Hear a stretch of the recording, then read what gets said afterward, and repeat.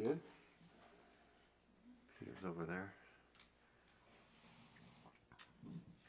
I want to call to order the regular meeting of the Coachella Valley Water District Board of Directors, December 8, 2020, here in Palm Desert. Let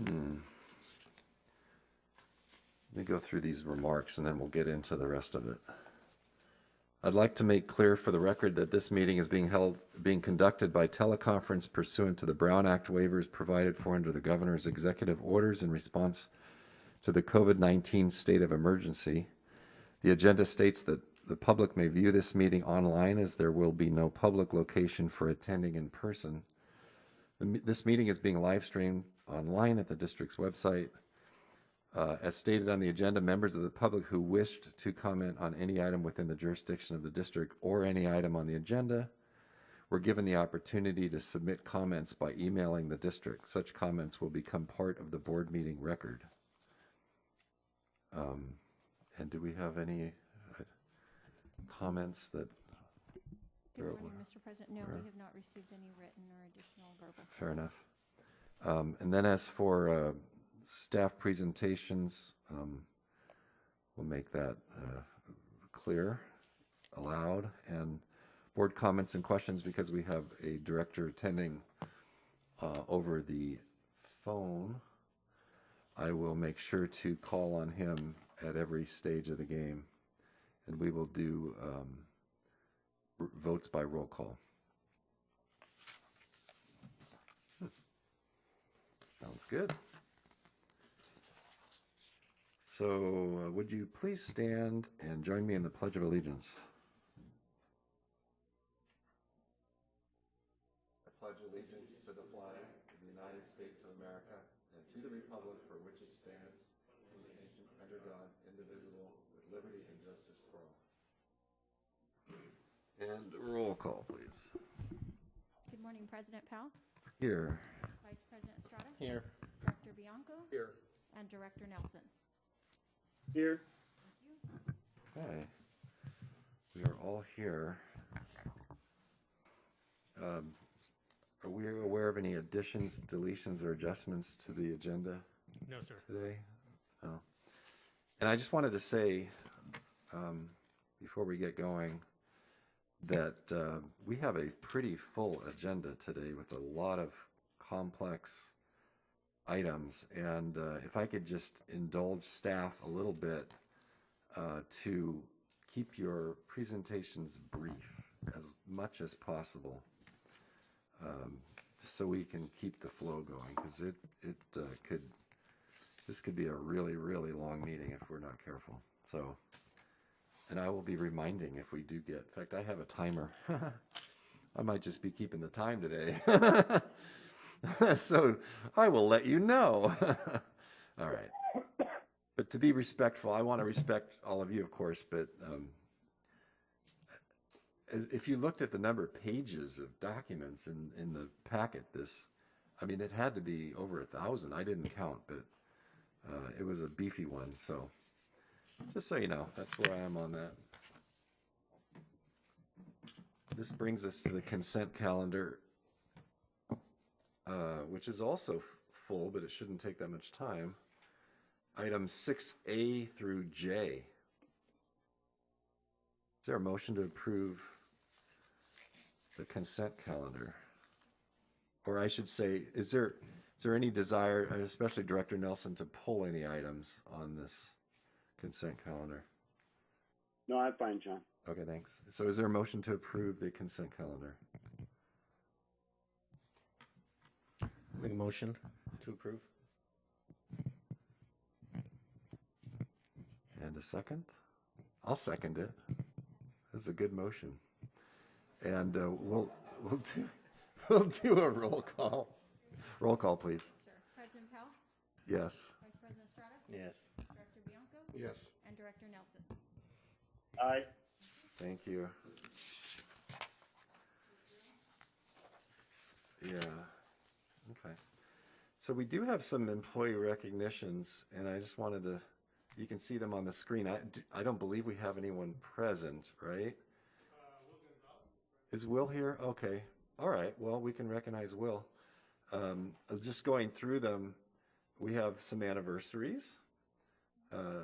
We have Teresa Salazar, Accounts Receivable Technician, 20 years. And we have Jose Lorigo, Engineering Technician, 20 years. So thanks, guys, for making it that far. I'll save you for last. And then we have some retirements. Michael Morales, Technical Services Supervisor, 31 years.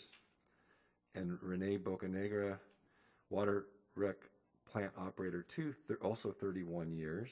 And there's some nice write-ups in the packet that you can read. And Joe Cochran, Electrician 3, also 31 years. So something about 31 years. So thank you guys for your service. And then Will, recently promoted to Laboratory Director with 30 years of service.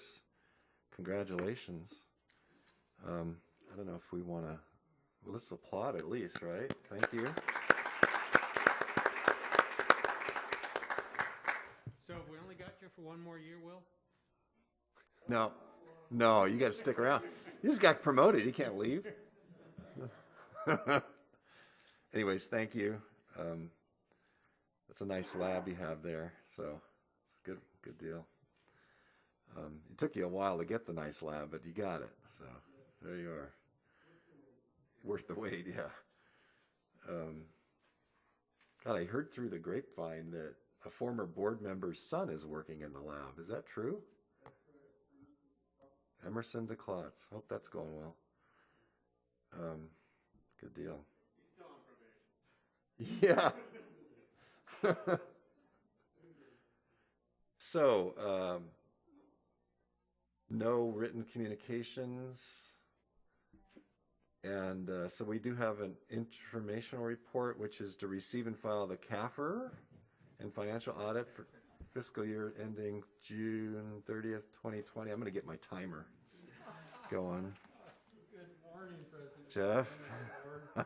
Thank you so much. I apologize that part of that 1,000 pages may be associated with this comprehensive annual financial report, at least 100 pages of it. We have on the line Nitin Patel and Tiffany Fung. They're our partner and on-site manager for the audit. From I got to read the firm's name now. They just got acquired. It's now Clifton Larson Allen, formerly White Nelson Deal Evans, who've been a very well-known, respected firm. They were acquired and just merged recently, and we're very pleased with how that merger went, and the audit went well. I'm just going to turn it over to Nitin, as he's going to just give you some very brief highlights. Thank you. And on our unqualified opinion Yeah. we received, which was, that's the number one highlight right there. So Nitin, I'll turn it over to you. Excellent. Okay, thank you again. Hopefully everybody can hear me. Nitin Patel with Clifton Larson Allison, still having a hard time saying that, but formerly White Nelson Deal Evans. So I'm going to say a few words about the reports we've issued. We've issued our opinion on the financial statements, and just make some brief comments on that. It is for your comprehensive annual financial report, and that is the audit of the financial statements. In the opinion, we discussed that we've audited the financial statements of the district for the year ended June 30th, 2020. In the second paragraph, we discussed that management is responsible for these financial statements. In the third paragraph, we discussed that the auditor is responsible for expressing an opinion on the financial statements, and that the audit is conducted in accordance with generally accepted audit standards and government audit standards. We believe that the audit evidence we've obtained is sufficient for us to express an opinion. On the second page, we give our opinion, and it is an unmodified opinion, also referred to as an unqualified opinion. In other words, the financial statements are fairly presented in accordance with generally accepted accounting principles. There's certain other information in your financial statements which consists of the required supplementary information, that is the management's discussion and analysis, pension information for 6 years, and also the other post-employment benefits. We reviewed that information for consistency between years, but we are not expressing an opinion specifically on that. Finally, your financial statements also has an introductory section, a statistical section, and a supplementary section. We are giving an opinion on the supplementary section, which is more detailed information on the financial information for the district. However, the introductory and statistical section, as that is a more long-term, we're not giving an opinion on that. And finally, in that opinion, we talk about a report on internal control over financial reporting and compliance, and we also have issued that report. We had no material weaknesses that we reported. In other words, there are no management letter comments that we have to report to you for the year ended June 30th, 2020. And finally, just let me go over briefly some communications to you. The qualitative aspects of your accounting policies are described in Note 1 to your financial statements. The most sensitive estimate in your financial statements includes the net pension liability and also the net other post-employment benefit. We reviewed that information and we found it to be consistent. We did not have any difficulties in performing the audit. We did not propose any adjustments to the district. We did not have any disagreements with management. And we did request that management give us representations that they provided us all the information we needed for the audit. We're not aware that management consulted with any other accountants on how to report a specific matter. And that concludes my comments. And if there are any questions, I'll be happy to answer those. Thank you. Yeah, well done. Well done. President Powell, I'd just like to mention, I'd like to thank Eaton and his staff. Worked very well. Jeff, is your mic on? I'm sorry. Thank you. I thought I pressed the wrong spot. I'd like to thank Neaton and his staff who worked very well with the finance staff and actually interacted with other departments as well. This is a great team effort. Hundreds of hours go into this effort. And normally we'd be bringing this to the finance committee. We had some challenges getting a quorum. So we bring it as at least a draft, if not final, to the finance committee to give them an opportunity for a little deeper dive. I thought it's best to go ahead and bring it to the full board in a timely fashion. But Thank you. thank you very much. Yeah, appreciate that. So, I mean, I did have one little thing, has nothing to do with our finances. I noticed like this table in the back of the CAFR on page 120, it's actually page 134 of the attachment, showing the top employers in the Valley, and we are not listed, and you have 3 of them below 500 employees. We're not on there. So I'm just curious about your data set. Oh, that's a good point. It's good to know you're reading the report. So I was we'll, digging through there definitely- pretty good. Who knows? But apparently the data set is missing. Maybe we report under multiple entities. I don't think we do because we're only one entity. Well, it's a fair question. I'll have to check into that. Thank you, sir. Yeah, appreciate that. Good. Well, no, this is not an action item, right? Well, we would recommend a motion to receive and file. Okay. Do we have a motion to receive and file? Did I hear? Yeah, so moved, John. Thank you. Second. We have a motion and a second. Any discussion before we vote, Director Nelson? No. Thank you. You guys are good. All right, let's vote then. President Powell, Aye. Vice President Estrada, Aye. Director Bianco, Aye. and Director Nelson. Aye. Thanks. Thank you, Jeff. And that passes 4-0. Yes. 10A, adoption of the CBWD policy platform for 2021 through 2023. Kristen Johnson, good morning. Good morning, President Powell.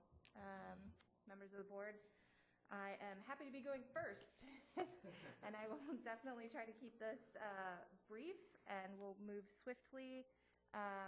This is the 2021-2023 policy platform that will guide the advocacy efforts of the district for the coming California legislative session as well as the 117th Congress. This is the 3rd iteration of the document that I have brought before the board. The first was a 1-year document that only covered, is my mic on? Maybe I just need to get closer. Okay, sorry. So as I was saying, this is the 3rd iteration of the document. By and large, it has not changed dramatically. For your reading benefit, I did highlight new text in red and deleted text in strike through. So I will just very briefly go through a couple of slides. I've covered that already. The effective period is for 2 years. I did add a new section sort of defining bill positions. So those are the possible positions that the district could take. I will highlight the new areas of focus that I have included in the platform for the coming years. Specifically, we have done some advocacy work in the past on keeping PFAS chemicals from not being classified under the CERCLA. That has wide-ranging implications for cleanup responsibilities, so that will remain a priority for us. And then as well as legislative actions, I've also included some regulatory areas of focus in this document, and simply because there are several items that the district has been working on over the past couple years. We know they will continue to be areas of focus. The Chrome 6 rulemaking will begin formally in 2021, as well as the water loss control rulemaking will begin formally in 2021. There's been lots of informal processes happening at the Water Board that, of course, I work with our technical experts, Steve Bigley and Ruben Rivera, and then I work with them on the advocacy piece. So we've added those items. A couple areas of clarification from the prior document. With your approval, CVWD will continue to oppose a formal water tax across the state. And we've heard some rumblings that this is likely to be reintroduced into the legislature this year, largely as a response to the COVID emergency and a way to potentially assist districts across the state to make up revenue losses. So these 2 points, I just wanted to clarify that we will continue to oppose the water tax, as well as we've also heard some rumblings that the Water Board may just be looking to districts to use reserves to make up those losses, and that's certainly not a position that we would like to be in. I will say that the organization that the district joined in September, I believe, the Community Water Systems Alliance, has been a great advocacy partner thus far, and they are actively working on an alternative to the water tax language. Well, not language, because we haven't seen a proposal, but that idea. And Kristen, that's what I wanted to ask, to get a sense of their position, which I thought was to oppose it as well. And I did want to mention that they represent disadvantaged communities, and so they're also not too fond of a water tax and would rather see some other approach. Yes, exactly. So we are working with their advocacy working group, and like I said, they've been a great partner thus far. And then just very quickly, these are all areas of carryover from the prior document that have not dramatically changed. On supporting our imported water supplies, I did clean up the language to eliminate references to WaterFix, and it's now Delta Conveyance Project. So, just some general cleanup. And additionally, these are things that we have, been working on over the last several years that we will continue to put our efforts into, including standing up the SAFER program with the Water Board and moving forward with implementation. So with that, I will be happy to take any questions, and barring no questions, I respectfully ask for your approval. Thank you. I have a question. Although I like everything that's in here, I just wanted to know why the legislative committee wasn't sent this ahead of time so that we could look at it in case there was something that we didn't like or that we would like to add. That is a fair question. I think part of the issue we have had with the legislative committee has been meeting with a quorum and convening a quorum. I will take full responsibility that I did not check calendars, and this was absolutely an oversight on my part. My preference would be to have this approved before the end of the calendar year. If there's something that we would prefer to see added. An additional point, we can absolutely come back the first meeting in January. I'll say that my comment would be that I would like to get into the habit again of getting together to at least start looking at what bills are going to get categorized as watching, as opposing, as amended. There's a lot of bills out there, and if you're not on it, you don't know what's out there. So the other thing that I'm kind of hearing a lot of stuff on is some of this lithium, this energy stuff around the Salton Sea.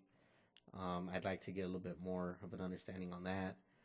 And also whatever other water bonds are at play. I know that maybe those are carryovers from last year, but I know there's some money in there that's slated for the Salton Sea, maybe for some other solutions around the Salton Sea related to energy, but I'd like to have an understanding of that. Okay. So I don't know if that's something that will make its way through this policy platform that we're setting, and so it'll just fit in there, or if that's not something that you think in your mind is included in this platform. I think it depends on what the specific language in the bond looks like. And every individual piece of legislation, it depends on what the language is and exactly how it might fit into some of these principles. By and large, I do like to keep the language very broad so that, I can take action quickly as may be needed. I would suspect that a bond bill, if it does get introduced, is going to be moving rather slowly. We'll have plenty of time to review it. There still just is not a clear path in speaking with Chris Kahn in Sacramento about what at least this first year of the session is going to look like. Certainly the advantage of, beginning a new session is we do have 2 years to get bills through, but we do suspect that legislators are going to be told to limit their bills for at least the first quarter. So, but like I said, we have 2 years. So we might not see a bond in 2021. Maybe we'll see it in 22. So we just kind of have to wait and see. And then as far as any lithium development goes, again, it's a wait and see at this point to understand what actually is introduced. And we will review bills as they come forward. In general, though, our policy platform puts an emphasis on anything related to the Salton Sea. Is that, would you say in general, we tend to at least watch anything that... Oh, absolutely. Right? Yes. So yes, definitely. we track it. We definitely track items related to the Salton Sea, and there is a nexus to protecting our interests vis-a-vis the Colorado River. So. Okay. Thank you. Okay. All right. Well, it sounds like the Ledge Committee will be getting back on track. That's good. Director Nelson, did you have any comments or questions before we go to action? No, John, I'm good, thanks. Okay, thanks. So is there a motion to approve this as presented? I'll make a motion. Second. All right. President Powell, Aye. Vice President Estrada, Aye. Director Bialco, Aye. and Director Nelson. Aye. Thank you. So that passed 4-0. Just on 10B, this is an item that I've been recusing all along because of a property interest that I have with the Empire entity, so I will be stepping out of the room.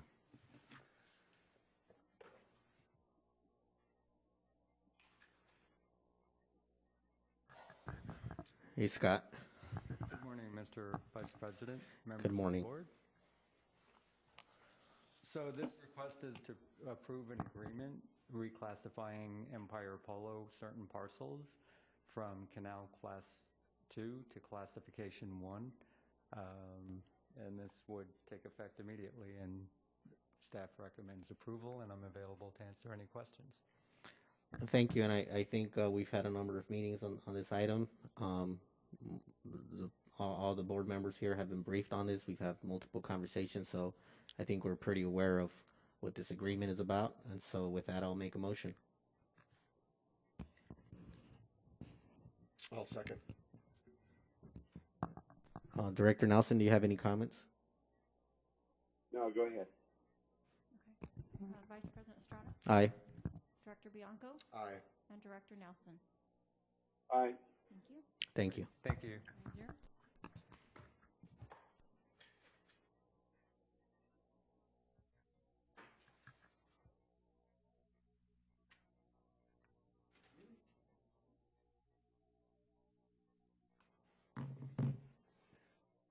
Not- 10C, adoption of 2020 local guidelines for implementation of CEQA. William Patterson. Oh.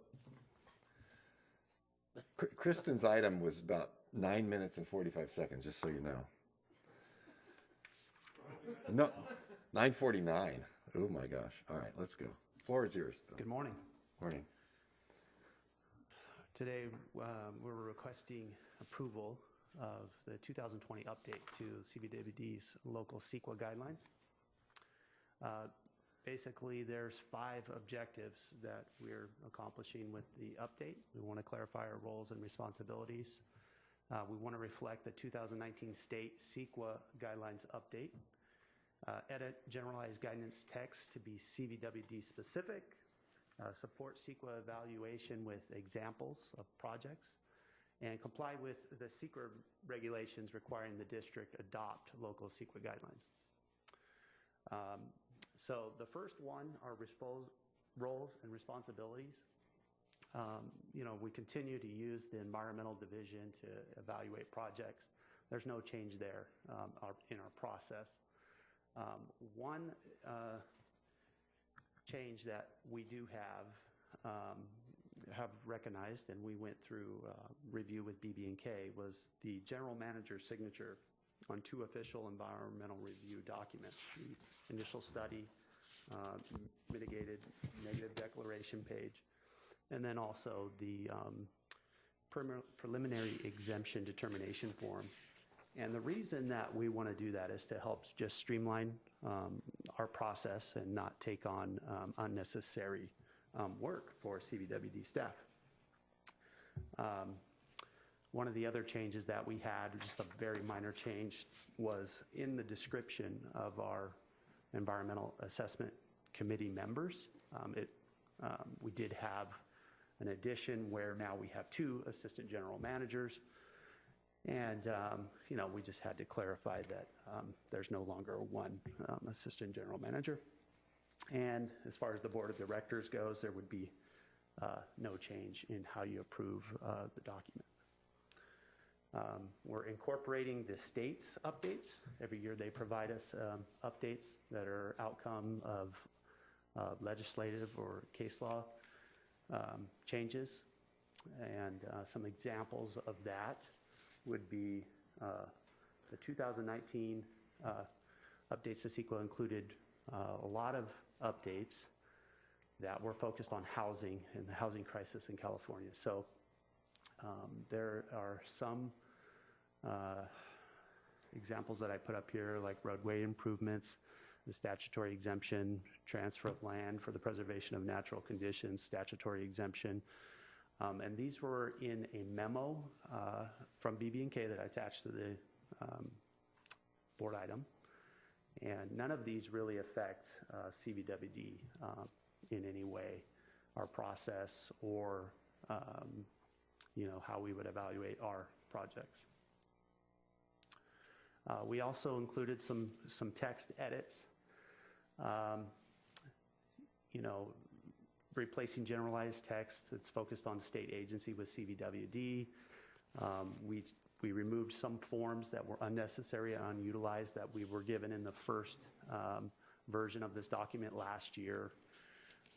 We've also removed some provisions that were in the language that we determined were unnecessary, and I've got an example up here about duties of a lead agency in contracting CEQA work within 45 days of a notice of preparation, and that's not necessary. And we also don't have very many instances where we're contracting for CEQA work, taking on private development. Some of the changes we've also seen are, examples of categorical exemptions. We're always looking to clarify what those projects are, and some of the changes that we've made are just consistent with what's been done in the past. We're not proposing to take a new approach on anything. So we added, pumps or something. Some of the infrastructure that we see fall under a categorical exemption. The reason for this is just to make sure we're consistent in the way we evaluate projects and streamline that decision-making process. This whole effort will suffice the requirements under CEQA that CVWD adopt local CEQA guidelines. This is an annual program that BB&K is started last year with us in Program 5. And this establishes us a framework annually to update every year going forward. And so we would expect to see this again in 2021. And with that, I will take any questions. Okay. If I may, just real briefly, we do this for about 200 clients, so we're not reinventing the wheel for this district. So the memo that talks about changes to the guidelines, they may not all directly apply to the district, but this wasn't prepared just for the district. This is something that we do through a portal to provide staff with access to the documents. Good. Yeah, thank you. I was wondering, it's a complex, I am not a CEQA guy. I hear the word and I just like, no, not me. But imagine, whoever the CEQA people are at BBK, this is probably easy for them, huh? It's probably a lot of boilerplate. Well, it is a requirement every year, and so we try to make it easy for the clients and not, as I say, we provide the documents and we help staff tailor them, but we're not reinventing the wheel for just every single district. Yeah, I appreciate that. Keep the hours down. And I do appreciate, I was just going through today's agenda, and there's a way to count the pages, and I just did it. 2,517 pages for us to review to prep for this meeting. But some of the items, some of us really do dig in and want to see it, so I'm not complaining. But we can't, obviously read every word. It's too much. And so I do appreciate the PowerPoints that people have prepared to help kind of boil down what you think the high points are. Any other comments? Director Nelson, any comments before we go to action? No, let's vote, John. All right, so I need a motion to adopt these new guidelines.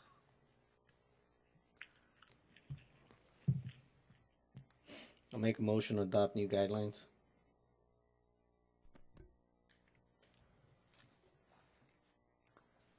Second. Motion second. Roll call vote, please. President Powell? Aye. Vice President Estrada? Aye. Director Bianco? Aye.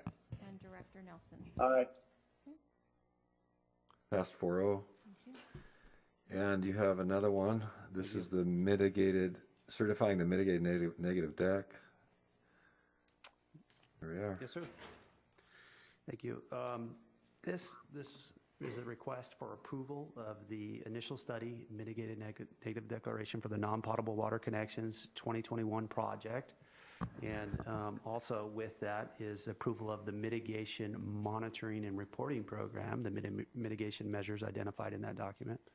And also the request for the general manager to file a notice of determination with the county clerk and complete the CEQA process for this project.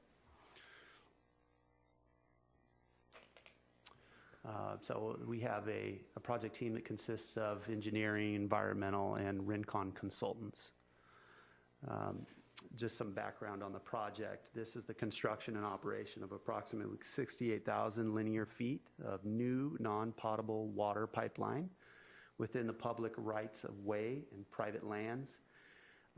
And it provides new connections to the city of Palm Desert, Rancho Mirage, Indian Wells, and La Quinta, and in the unincorporated community of Thousand Palms in Riverside County. And you can see a breakdown of where this pipeline would be going. There's a group of golf courses, also the Southwest Community Church, And there's also a low-pressure pipeline improvement along Cook Street. And also the Indian Wells Tennis Garden. You can see here that this is an alignment that would extend from Warp 10. And this project is consistent with the Water Management Plan 2002 update, 2002 Water Management Plan and the 2010 Water Management Plan update, which has also been accepted as an alternative plan under SIGMA. And so, you know, it's part of that source substitution element that CBWD is working hard to protect the groundwater aquifer and reduce overdraft. It provides, would provide, or represents 6,500 acre-feet of non-potable water for irrigation use in CBWD's service area. So this process has been going on for quite some time, beginning earlier this year, and right now we're at the final stage. We've got several topics here that were evaluated. Some of these CEQA resource topics were determined not to have an impact. Some were less than significant, and the ones in orange are the ones that require mitigation. And some of the mitigation measures, as you'll see, will address multiple CEQA resource topics. Some of the mitigation measures that we see standard across our projects, biological resources, we've got some compliance to maintain. We've also, the major permittee in the Coachella Valley Multiple Species Habitat Conservation Plan. We've also got some cultural resources mitigation measures to implement during the project. And some of this was also an outcome of our AB 52 consultation that we do with tribes as we're performing our public outreach on the project. We've also got some mitigation measures for geology and soils as we go into excavation. And one of the key mitigation measures that we put forth is for transportation, and this was one of the ones that I was talking about that can affect multiple resource topics like a response for a hazardous material spill or wildfire response in an emergency situation. But this is a standard mitigation measure that measures that we're seeing on a lot of our projects because we work in an urban setting. So this document has gone out for public review. We requested a shortened 20-day, public review period. That was approved by the State Clearinghouse and State Water Resources Control Board to meet the funding application deadline, the end of this year. And we had some complications with COVID-19 closures at the environmental, doing a record search for some of the cultural resources. We weren't able to get that under the typical time frame, so there was a delay, and we were granted a shortened review period. No comments were received during that public review period. Okay. The next step is to finalize this document and the MMRP and to file a notice of determination. Are there any questions? You know, I think as far as the subject of this item, I don't have any real problems, but I know this has come up before, and I've raised these questions before, and I still don't fully get it. When you look at the amount of linear feet we need to construct for up along Varner Road to cover 2 properties that probably don't use a whole lot of water, and there's not a lot of other properties around there using water. And then you look at the one that goes into Rancho Mirage, which hits three or 4 properties depending on how you look at it, and then there's another 4 or 5 high water users that potentially could, use that line. It just seems like your bang for the buck on the Rancho Mirage one is much better than the one that goes up to Varner. I guess the real question I have is, when are we going to decide to build these things? And is there enough capacity in the Rancho Mirage line that goes along Frank Sinatra to cover all those other courses? Yeah, I think we've been through this before. It just scares me. There's Armando. Yeah, some of the questions are for engineering. Yeah, I appreciate that. And I know that's not really the point of this item, but these are a lot of dollars, and we're going to authorize the loan at the next item. And I'm just, at what point do we look at it logically and say, does this really make sense? The project itself. Thank you, President Powell. I really appreciate your questions. We are really looking at 2 systems. One is the high pressure system, and we're trying to maximize the use of that system, and it involves those connections on Varner Road. But we're also trying to maximize the users also on the low pressure system. There's separate systems. We're trying to find a balance on each. We do have the capacity within the low pressure system within Frank Sinatra to continue to expand all the other heavy users that you just mentioned. So it's a little bit of timing as to when we have a viable and willing golf courses. Yeah, well, and also it's right. a balance between the high pressure and the low pressures. They're 2 separate systems, and we're trying to maximize the connections on both sides. So do we have to expand the high pressure system? Is there a reason that that's on here? You make it sound like there's a necessity there. Well, they will like to connect, and when we do the dollars and cents, it is not that far off from the cost from Frank Sinatra. So we will have willing parties, and we have the capacity, and so. No, I get it, but when you consider the potential of the Frank Sinatra line, if you had another 4 or 5 parties that joined on that backbone, it makes it seem like a much better deal. I would think. I haven't seen the numbers, but it would have to be a better deal. Yes, and some are great deals, some are so-so deals, but what we're looking at is to really expand the recycled water sponge. To do 100% recycled water, we need those customers on Varner Road to get that. Okay, all right, that's fair. Just keep in mind, this is an evaluation of those projects if they were to go forward. Yeah, this isn't the decision to go forward. This I know. No, I know. Well, and the next one is going to be the money side, and it's like, when do we decide on the project itself? That we're doing all this advanced work. I get it. All right. That's. I think Armando. I think that helps. Thank you. Director Nelson, any questions or comments? Yeah, a question for Jeff.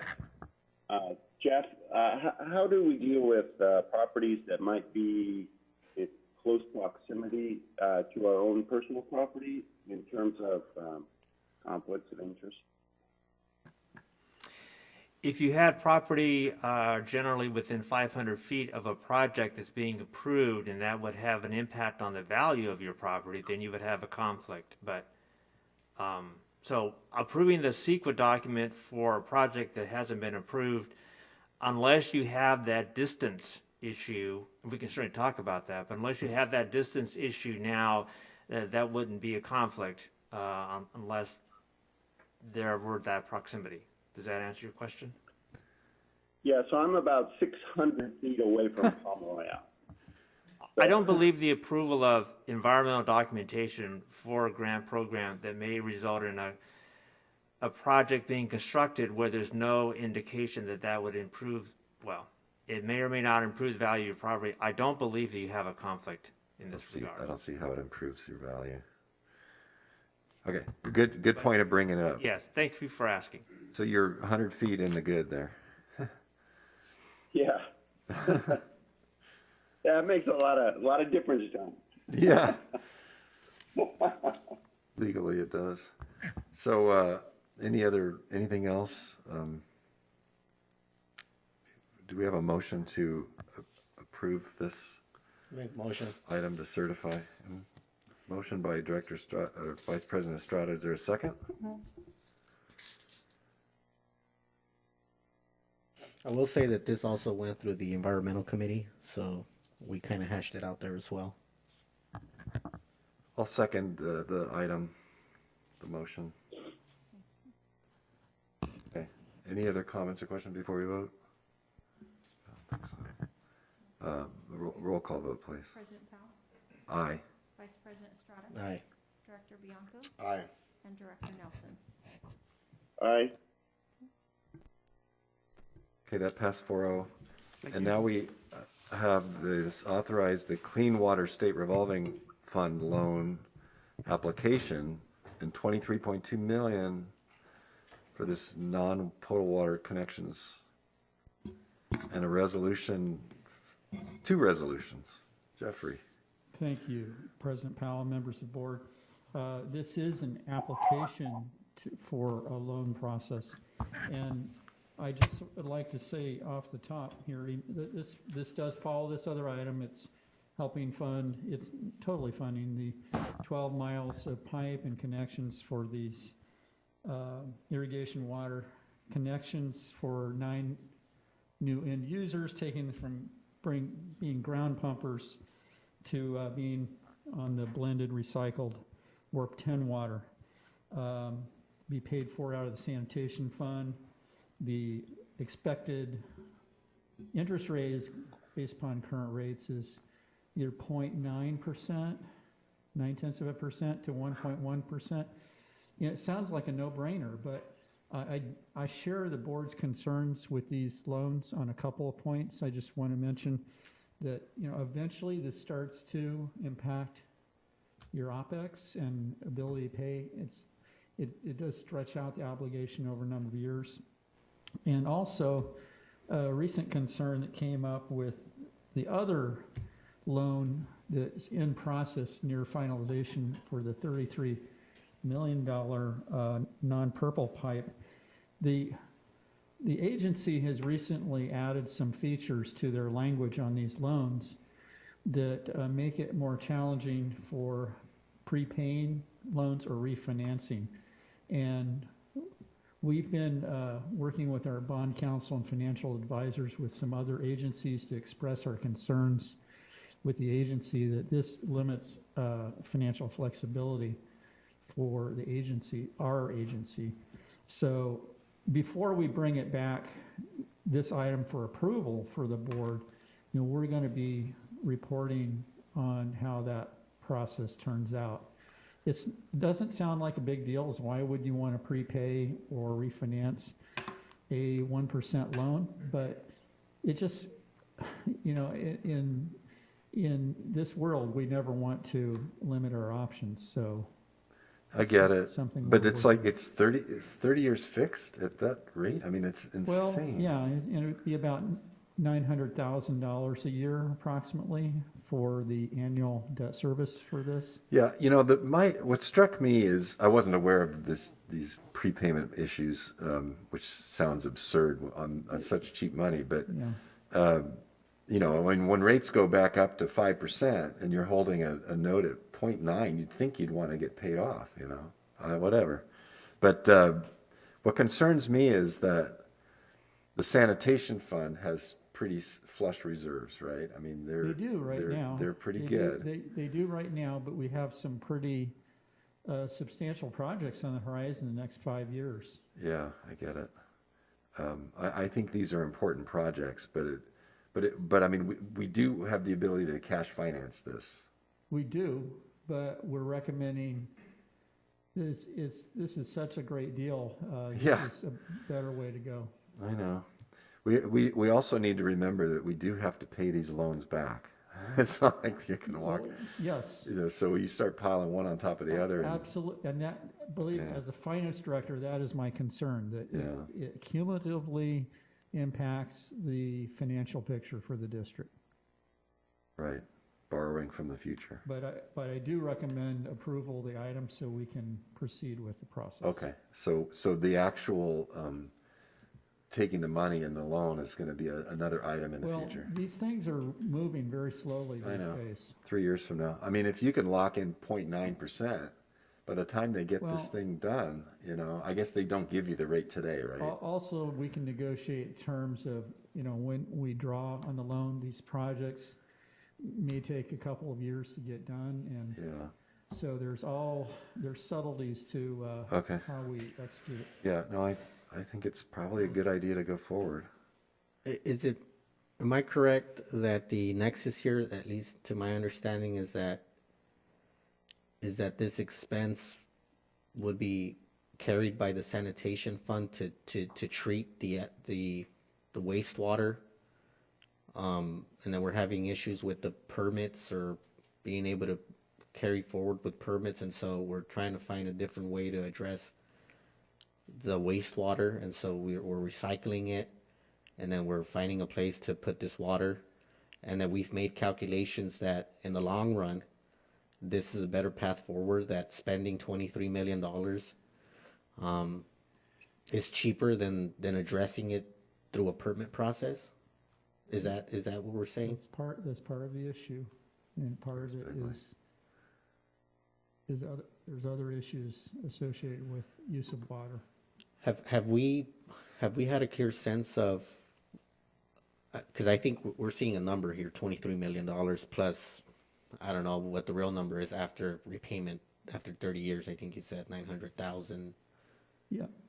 Yes. But total cost, right? And so have we done I'm sure we have. What does that number look like in the next 30 years if we didn't do this to address? If we didn't do this, are you talking about on the water side? On the water side, because I think what we're saying is we're trying to avoid a bigger cost, and I think your proposal here is this is a cheaper way to address the wastewater issue, if not through a treatment plant. Well, and I think Armando can also speak to the issue of being able to do away with these on-site percolation ponds. Yes, Director Estrada, thank you very much for your question. Really appreciate that point of view. There is no better, cheaper alternative than to use this recycled water. And we're blessed to have many golf courses around us that have the ability to buy our recycled water. The counter argue, or the other side of that is, if we didn't have that, if we don't have that area disposal, then we will have to create our own disposal environment here within Ward 10. And it would entail very advanced treatment, kind of like the Orange County model, where you have to treat that water to a very high standard, beyond the drinking water standard, and then somehow inject it back, percolate back to aquifer. The dynamics associated with that, the cost of energy associated with that, and then just the capital investment associated with that work effort, it is very, very multiples of what we're trying to achieve here in regards to dollar values. That makes sense to me. So I really wanted to get that picture in my head, that this is, although it looks like a big number, it's not bigger than if we didn't do this option. Yeah, we just don't have, it would be very difficult to do all the advanced treatment necessary within a very small footprint. 1, 2, it would be very costly on the long run with the energies and the personnel and the capital. Plus, it sounds like we're able to sell it, right? Versus the other option, we treat it and then we just dispose of it. Right. I think there's also a big advantage to pushing some of this water farther west. There's kind of that hole in the middle of the valley where you do have a lot of pumping, but you don't have, it's not that close to the recharge sites. And so this helps fill that hole, and it's consistent with the objectives of our water management plan. So it's really good. I mean, it's not cheap, but it's long-term investment for a long-term benefit, the way I see it, on multiple fronts. If we could just get the slide presentation back to the current item instead of the next item, that'd be helpful. Thank you. Is this 10E? Yeah. Yes. Right. Okay. So This is just the application, so it should be a light lift. We trust you, Jeff. Thank you. I appreciate it. This is a good investment in our valley, I think, in the long term. I think it helps our portfolio. It helps our image in the valley. I know it's a lot of money, but I've been advocating for these kind of these long-term loans because of what happens to rates.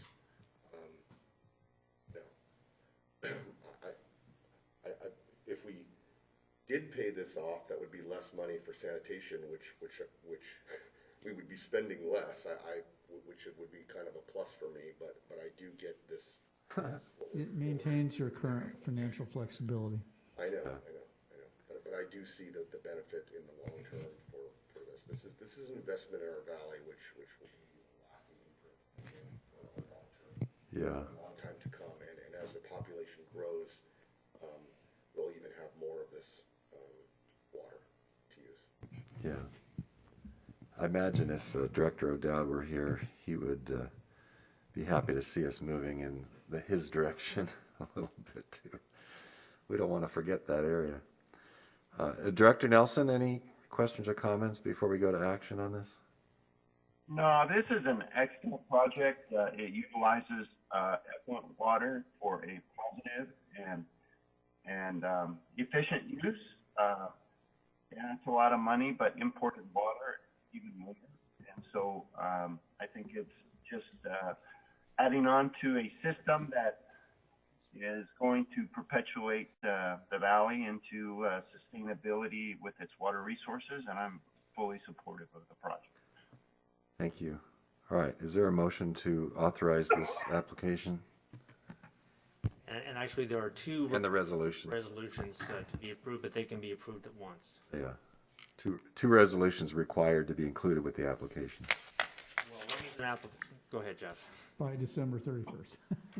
One is an application, and one is the authorization to get reimbursed for costs you incur before the loan. Okay, fair enough. Do I hear any motion on that? I would move both resolutions. And the application. It's just one item to Yeah, so it's the one item which includes both resolutions. Yeah. Correct. Thank you. I'll second. We have a motion and a second. Roll call vote, please. President, Aye. Vice President Estrada. Aye. Director Bianco. Aye. And Director Nelson. Aye. Thank you. Okay, pass 4-0. Thank you. Thanks, Jeff. Okay. This is 10F as in Frank. Task order with Webb for North Indio flood in a relatively small amount. David Wilson. Hi, good morning. You're on the clock. All right, I'll try to be brief. This item is to authorize the general manager to execute amendment number 1 to task order 20-4 to the existing professional services agreement with Albert A. Webb Associates for additional engineering services as the engineer of record for the North Indio Flood Control Project in the amount of $70,900. And that is the total request before you this morning. The project footprint, as you see on your map there, the middle channel that runs south of Avenue 39 triggers a need to relocate a signal light at that intersection in order to build the project, which was not anticipated in the original scope of work. And some additional work required within that middle channel area in Sun City, Palm Desert has also triggered some redesign to address the hydraulic conditions related to how that channel engages with Sun City, Palm Desert, if that makes sense. The project is included in the current fiscal stormwater fund, fiscal year 2021, in the amount of $5 million. Those monies are currently encumbered. As such, we're asking for a budget amendment in the amount of $70,900 from the East Side Dike Phase 1 improvement project to cover the remaining costs. Therefore, there will be no adverse impact to the budget. That concludes my presentation. Yeah, sounds good. I'll make a motion to approve. I'll second. Director Nelson, on this item 10F, you have any questions or comments? No, I'm good. He's good. Roll call, please. President Powell? Aye. Vice President Estrada? Aye. Dr. Bianco? Aye. And Director Nelson? Aye. Passes 4-0, and that was under 2 minutes. Very nice. It was a small one, though. This one's going to take longer because I have a question. All right, 10G. This is the purchase of some school district property. Yes, okay. The purpose of this item is to authorize the general manager to execute a purchase and sale agreement, joint escrow instructions with Desert Sands Unified School District for a portion of the property you see here, APN 691070025 for the North Indio Flood Control Project. The total cost of this request, the purchase price rather for about 1.37 acres of this parcel is $254,680. This request also includes a 36-month temporary construction easement in the amount of $5,940. The total cost of this request is $278,901, which includes title, escrow, closing costs, and a 5% contingency. I'll skip the details of the project unless you'd like me to go into it in the interest of time. The property has been formally appraised. Desert Sands did counteroffer, but a very small amount, which was within the 20% of the appraised value. The remaining portion of their parcel will be 17 acres. The total parcel before acquisition was 18.43 acres.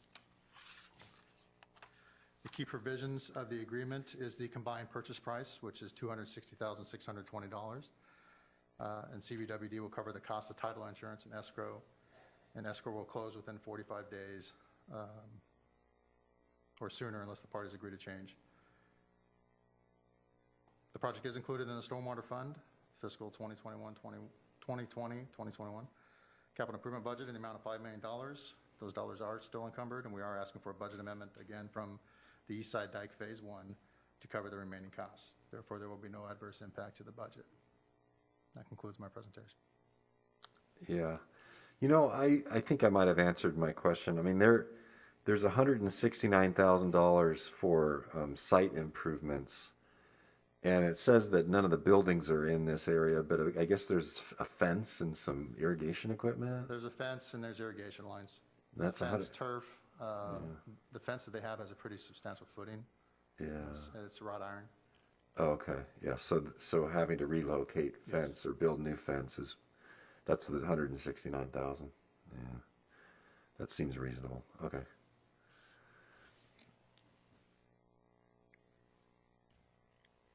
Sounds good to me. Director Nelson? Can we put a cyclone fence in? No comment. Let's not go there. All right. Is there a motion to approve? I'll make a motion to approve. I'll second. Thank you. Roll call vote, please. President Powell? Aye. Vice President Estrada? Aye. Director Bianco? Aye. And Director Nelson? Aye. You passes 4-0. H. 10H, again, David Wilson. Go ahead. All right. Good morning again. The purpose of this item is to authorize the general manager to execute task order number 20-12 with Northwest Hydraulic Consultants to provide engineering design services for the East Side Dike Phase 2 from Interstate 10 to the North Shore in the amount of $579,743. The total cost of this request, which includes a 10% contingency and CBWD project management, is $657,000. The project is about 17.4 miles along the East Side Dike that extends south of Interstate 10 to join high ground about Vanderveer Road, east of Cleveland Street in the North Shore area. An H&H hydrology and hydraulics analysis has been completed for the watersheds upstream of this reach of the dike to identify the flood hazards, and we've also had a geotechnical investigation. Both reports or both investigations have resulted in recommendations for scour protection and raising the levee in certain areas to comply with FEMA's levee certification requirements. The dike was built as part of the protective works for the Coachella Canal We recognize that it provides a physical obstruction, but FEMA does not recognize it as a flood protection facility, and as such, flood insurance is required downstream of this facility. So the goal of this project is to bring the dike into compliance with FEMA standards to remove the statutory requirement for flood insurance in the community. Okay. The project is a multi-year design project that is included in the Stormwater Fiscal Fund 2021, or FY20, I don't know why I'm having a hard time today saying that, FY21 capital improvement budget in the amount of $300,000. It is anticipated that that $300,000 will be spent this year. However, if the progress of the project exceeds the budget during this fiscal year, we will come back to the board and ask for more dollars to reflect the progress of the design. Otherwise, we will budget the balance of this for next fiscal year. Therefore, there will be no adverse impact to the existing stormwater budget. David, is this a reality that we could get this recognized by FEMA? Yes. Yes. And so what that would mean to the community downstream would be huge, correct? Mm-hmm. Yeah, potentially you have an awful lot of homes that could be built in that area, including that Mecca area.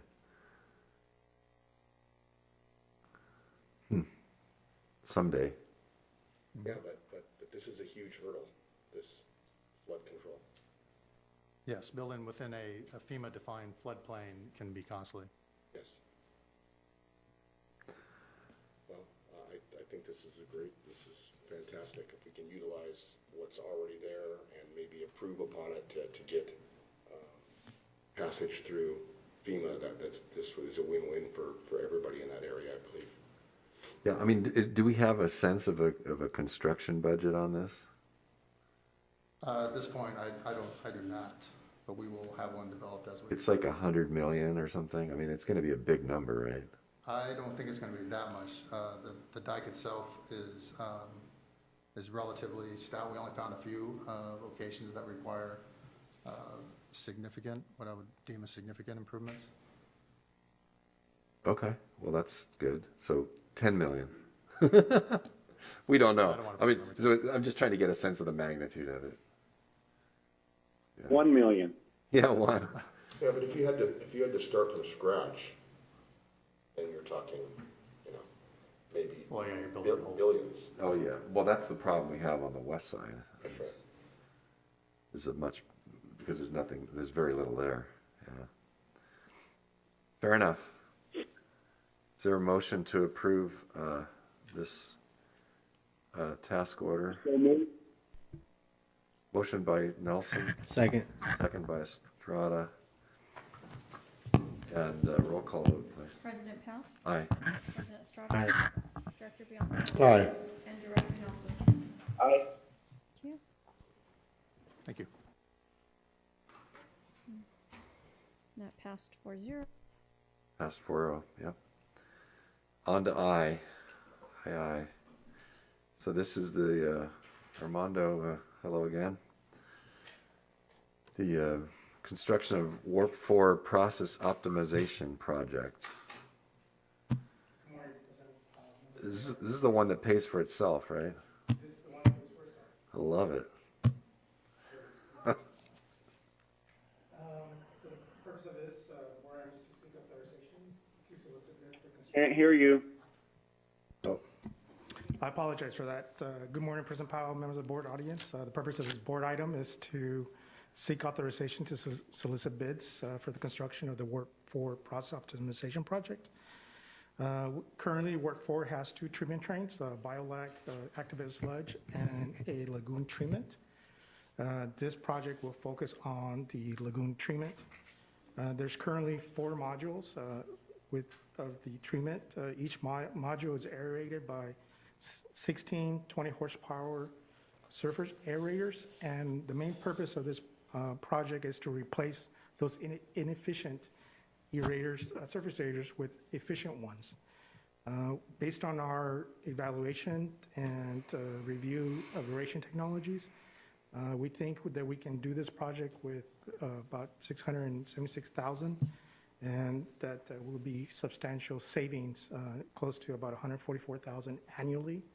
And based on just replacement of the aerators, our investment, our return on investment would be 2.5 years. Therefore, we are seeking the permission to go out to bid for this project.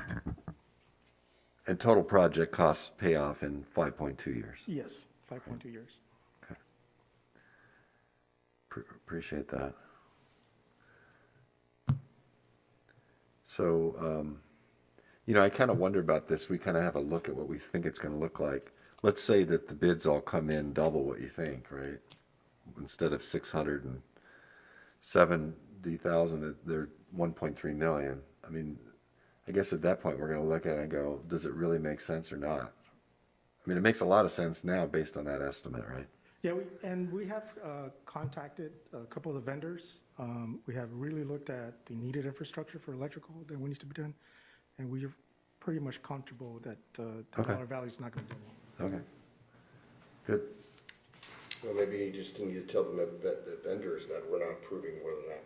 Well, we won't.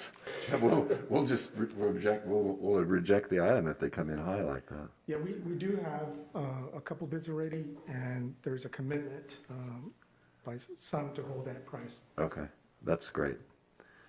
Director Nelson?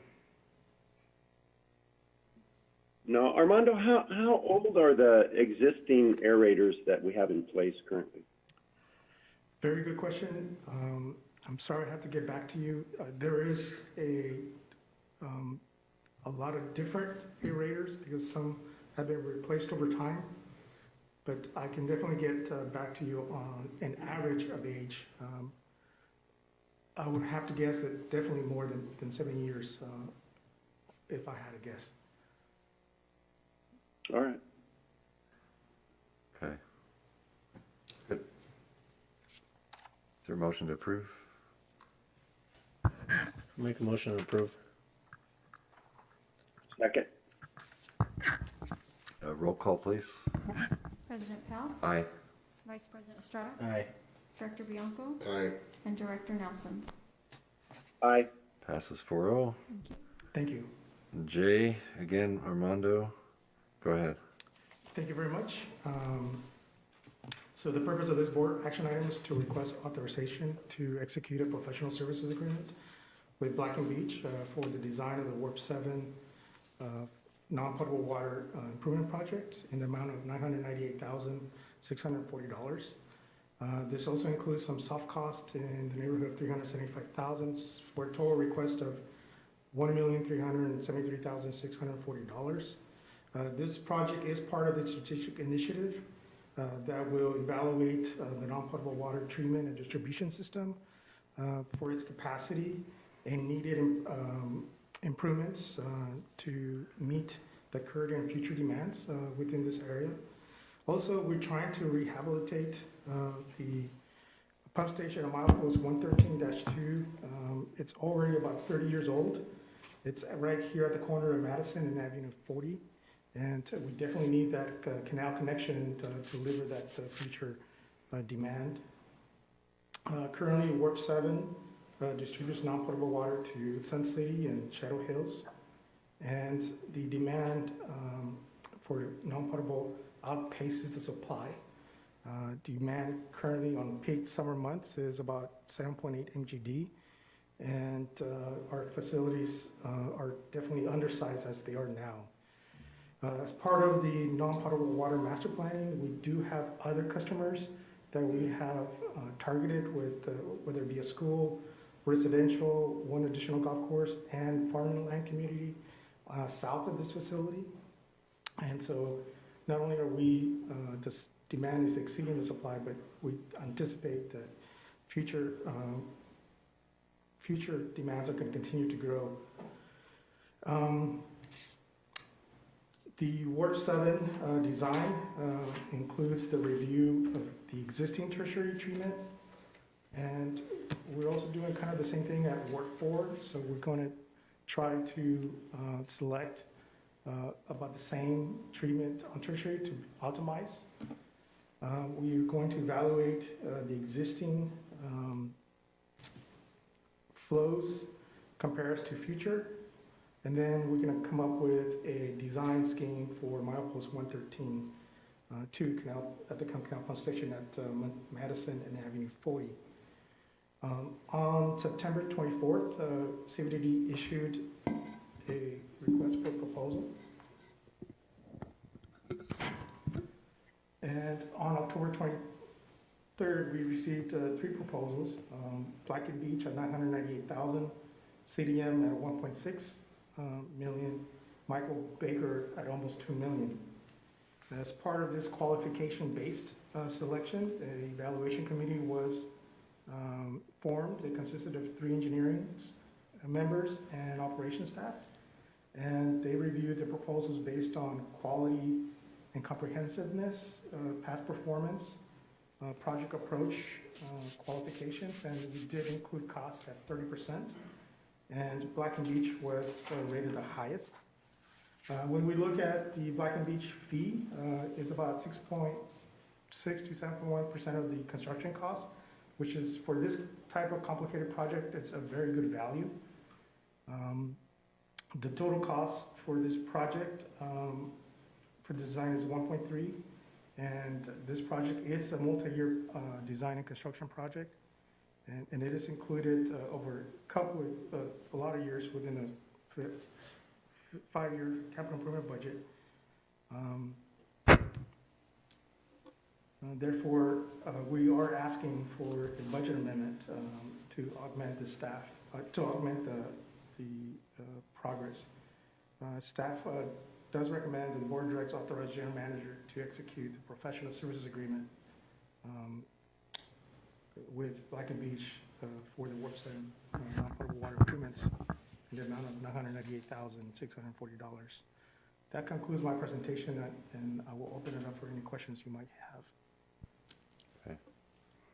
Thank you. Armando, I'm not picking on you. I'm just, you haven't hit any of your numbers this year. I mean, it's every project is over budget. I mean, we're talking millions. I mean, in just the last few months. I mean, we have got to do better on these numbers. I mean, we cannot, our budget is high enough as it is. And, I'm sure all these projects that we're stealing from, they're all going to want to get done. So, I mean, what are we going to do to get these things closer?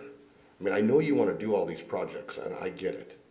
And I've seen firsthand the need. But, we also have to look at how much all these things cost, and, we need to do a little bit better job. I mean, we have a budget, and, we're moving things around to try and make things work, and it just seems like these things have been, every single one has been over. Director Bianco, I greatly appreciate your thoughts, and I am sensitive to the fact that we have to do better and we have to sharpen our pencil. I don't feel that you're picking on me. I think as much as I have passion to do these improvements in CIP and really have a value-driven approach to implementation of capital programs, I know you have the same passion as well, and I greatly appreciate that and respect that. When we look at the budget amendment, or we looked at the budget, we have planning design numbers of $2 million. We're trying to really do our best to live within that $2 million. What we're asking now is about $900 million. What we got to do a better job is regards to how these projects, especially over the multi-year projects, how do we best plan for that number for that year, but recognize that overall we're still within that $2 million cost. For this one, I think it's a great value, and it's. I didn't expect that Black and Beach would come in at $900,000, and I think it was a great. I think you're absolutely right. We have to do a better job in making sure that the dollar spent is what we budget initially and what we ask. And I do take that comment to heart, and I'll do the best we can.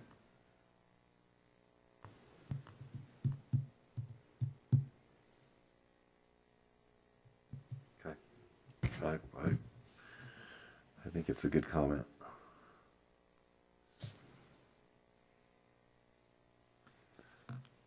You know, I mean, it kind of begs the question. I mean, what are the consequences of delaying this project? Okay, good question. This project is part of our strategic initiative. So we got a milestone to complete 75% of the design by July. And if we don't do the budget amendment, and then we might not be able to meet that strategic initiative goal. As of now, we have contacted the consultant. They think they can meet that design, but it requires this budget amendment to get that done. Right.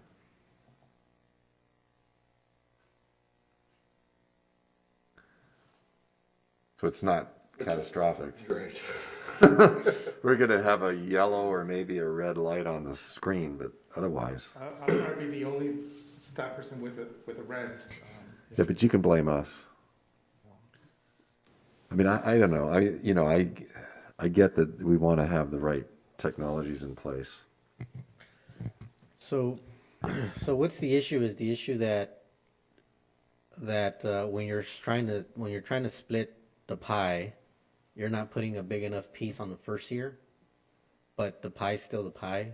And is that because I think I heard you answer the question about overall when you look at the various years that you're trying to pencil out this project, that it's still within the budget amount that you anticipated, whether it was $2 million or whatever, but you put too small of a piece on the first year, so you're trying to take it from the second year, but overall it's still the same amount.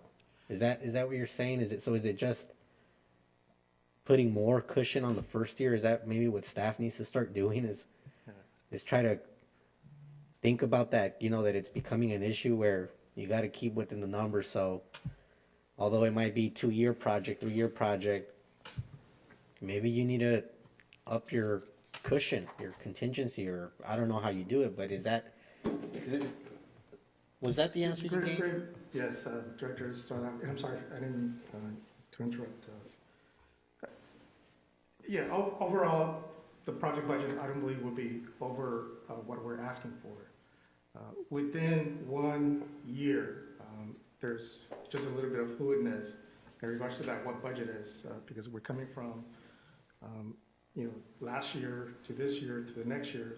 These multi-year projects are a little hard, but we'll do a better job to make sure we sharpen that pencil so that we can diminish the frequency of these budget amendments so that we can get better at predicting and planning what that budget expense will be for that fiscal year so that we can limit the number of times we ask for a budget amendment. But overall, the project as it stands now is not above and beyond the... Yeah, and I guess what I would say is I'd be more concerned if the budget overall, if that was being missed, but not so concerned of, you didn't ask for enough of it in the first year. It'll come from the second year, but it's still within the overall budget that you had assigned a specific project. I'm not too sensitive to that, but I think that if there's a way to address it and just, hit it on the mark on the first year and the second year, we should do that. But I get that, there's a lot of variables that you can't, you're always guessing. So I just wanted to mention that. Thank you. Yeah, and, just so we're aware of what we're doing here, so approval of this is a step in getting the actual project going, which is estimated between $13 and $15 million. And I'll be honest, it sounds like a nice thing to do, but it may not be the most important thing that we need to do. And, we're looking at borrowing money for the sanitation fund to do something that I think is much more important, which is expanding out from Warp 10 west. Are we going to spend another 15 to 20 million on this one? maybe we should not do this. Yeah, so And that's the problem. It's that this is the start. Yeah, we do this, and it'd be kind of hard to. It's hard to back off. You can't stop. I think if you're going to back out, now's the time. yeah, currently now, just remind the board that we currently have a supply issue. And we have a milepost, we have pump station that is more than 30 years old. Yeah. And it's on its last leg. No, I get it, but we can do that as a separate project, right? I And mean, we also have to be able to look at the supply side. You know, saying no basically means, you know, the non-potable water expansion within this area just doesn't continue to grow. And I think that's what we're saying, Armando. I think we're saying is, you know, where are we going to decide to expand? Because each area that we focus on has a price tag to it, and we're already looking at X amount of dollars in the area that we're expanding up there in Bardner Road and Frank Sinatra and all that. And so maybe that's more of a priority versus expanding here. Because maybe what we're saying is we can't do both, I think is what I'm hearing. well, it's an awful lot of money. So what do we give up in this area? Is it when you look at, and maybe Olivia, I don't know, I don't have the map in my head, but is this also like a very high area where there's potential customers that without this project we would never hit, and then is that what we're saying as a board, is that we'd rather focus on another area maybe? Well, those other areas are already built out, and they're using an awful lot of groundwater.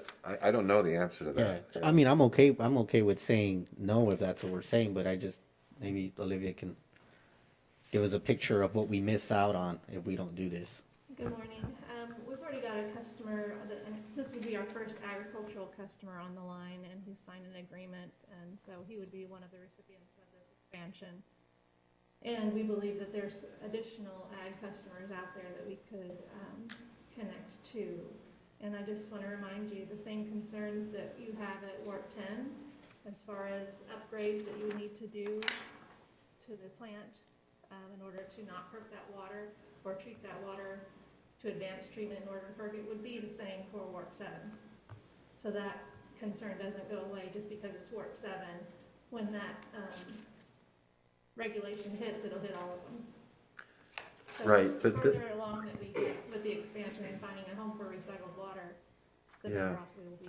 No, and you answered the question, but that ag customer is probably taking Colorado River water right now? No. Is using well water? Yes. Is it more than 40 acres? 250, I think. 250 acres on a well? I don't think that agriculture in this area is going to be there very long. I don't think so either. I mean, this is just. I mean, people- if you're talking about the property that surrounds this Warp 7, that's on Colorado River water. No, it's down off of Jefferson, and then the other golf course that we're talking about is the executive course at the Shadow Hills, the north course, and they are on Colorado River water. All right, so really we're worried about disposal of the reclaimed water. Water, yeah, and that takes precedence over. And how big a problem is that for Warp 7? Same. Well, I understand from a regulatory standpoint, but what about the amount of water that you have to dispose of? It's the same. I don't know what the percentage is. I think it's about 70% that we're able to recycle and find a home for right now, or 60 or 70% for Warp 7. So the rest of it is being percolated. But it's a smaller capacity facility than Warp 10. Warp 7 is about a 5 MGD plant, and we can only treat tertiary to 2.5 MGD, which is also a problem. And the rest of it that we are supplementing with is Colorado River water. So the amount that we're perking, we're supplementing with. The other issue with the 113.2 is when we do take the plant down for processing or any upgrades or treatments, the customer isn't able to receive all that they need from the 113.2 to meet their demand because it's undersized. So that's enveloped into this project as well. It's a comprehensive look at Warp 7 to improve the treatment and It's a mini Mid-Valley pump station, the 113.2. Well, and I get, but can't we do that separately? I mean, can't we do the 113.2 upgrade And separately? you're still not meeting the need of the customer at the treatment plant because you've got 5 MGD, and I think it's about 3 to 4 that come in every day, but we're only able to treat 2.5 with the tertiary treatment plant process that we have there now. All right, so you have about 1.5 MGD that's not being treated. Right. That has to be. And how much excess do we have at Warp 10 that's not being treated? Everything that comes into the plant at Warp 10. Well, and disposed of on. Warp 10 is an 18 MGD plant. We're able to treat 15 MGD to tertiary, and I think our flows right now are about 9. In the winter, All we right. get up to 11. Yeah, so you've got about 6 there that are. You've got the buffer there. So it's a bigger nut to crack. Yeah. Yeah. All right. How Is this water supply for tertiary water along Jefferson Street between, north of I-10? Yes. That's that. For some new. Okay, I don't know the area that well. And there's a high school, and then there's a couple of schools out there as well that we were talking Well, about. Shadow Hills High School, right? And then there's a private high school. And then we're thinking even in Talavera. Talavera, the HOA. So does this include pumpers that are in the east zone that are paying the rack for the east? For the west Coachella Valley? Yes, west and east are both on this process, or the potential customers of this project. I'm not. I've been contacted by several water users in that area who are frustrated at the delay in getting water to these areas. So if we stop this project and don't increase the water supply, they're going to continue to pump from the west rack area at much greater expense and tapping of the aquifer. And that just doesn't seem right to put these people who have worked with the district to sign the non-potable water agreements at their expense and to develop their property and their farms on the thinking that this project was going to move forward and they would have this cheaper source and more sustainable source of water supply. So for me, I find it, I think it's a project that is in the works, and we've negotiated with a number of users and would be beneficial to move the project forward. Okay. Appreciate that. how soon would we have to deal with the expense that would be needed to dispose of whatever we're percolating? Because it sounds like there's an expense on the horizon either way. We either have an expense to increase the supply so that we make full use of the water, or we postpone this project and then have to have an expense to treat it so that we can dispose of it, to percolate it. So how soon would we face that expense if we were to stop this project? The regulatory environment, it's really hard to predict in regards to when they will take it upon themselves to put it on CAD to do a different type of treatment, and we are no longer able to do land disposal. It's not quite definitive as to when that will occur. It has occurred on other jurisdictions, other districts to them, and they've been caught off guard. This is a very proactive way of how to best mitigate our land disposal when we have users who are willing to take it and have the agreements in line, and the level of service just needs to be improved with this one project. So there's a little bit of vagueness in regards to what the regulatory agencies' timing is and when with that, but I'm sure it's just a matter of time. We're not going to just be status quo forever. But you don't know when, and we had like some indication from the regulatory agencies that they're ready to roll this out, or is it just because maybe we've seen it been implemented in some other regions that we think it's only a matter of time before it comes to our region, or have we had any indication from the regional board that this is something? Are they saying, hey, by the way, be aware, FYI, this is coming down in the next 5 years, 10 years, or are we kind of speculating just based on what we've seen across the state? For the local board, I'm sure that's they will love to do that. They will love to say, treat it all to advance, treat this wastewater to better quality than drinking water. That could be something.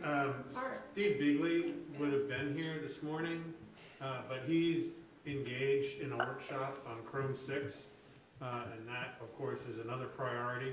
Yeah. But the board has heard Steve speak with some emotion about the necessity of using our treated effluent from the wastewater treatment plants a number of times.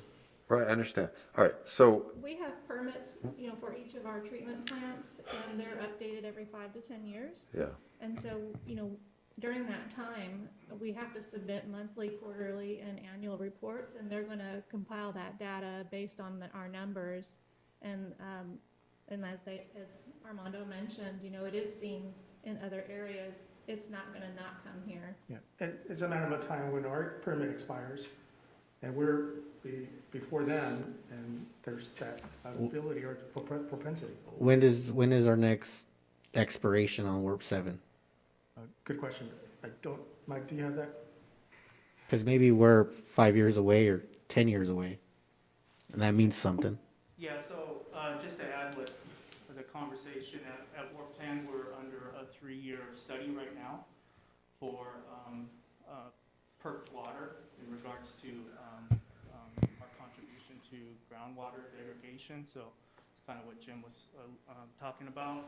So we're on the radar at Warp 10, and we suspect with the conversations that we've had with the regional board that Warp 7 is going to follow suit in regards to water that's perked in the ground. So their update, I think, is due in 23.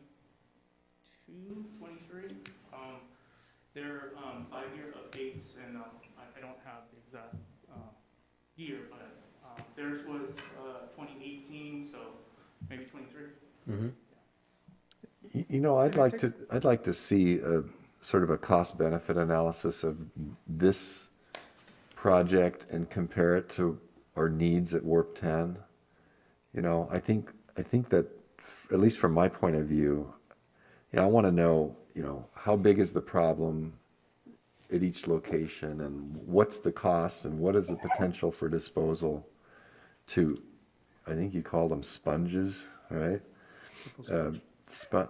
Golf course, so that they could take but I don't know who these people are that are going to take this water, and it probably doesn't matter. I just like to see the numbers of what is the potential, how big is the problem, how big is the benefit that we would get, and what is the cost.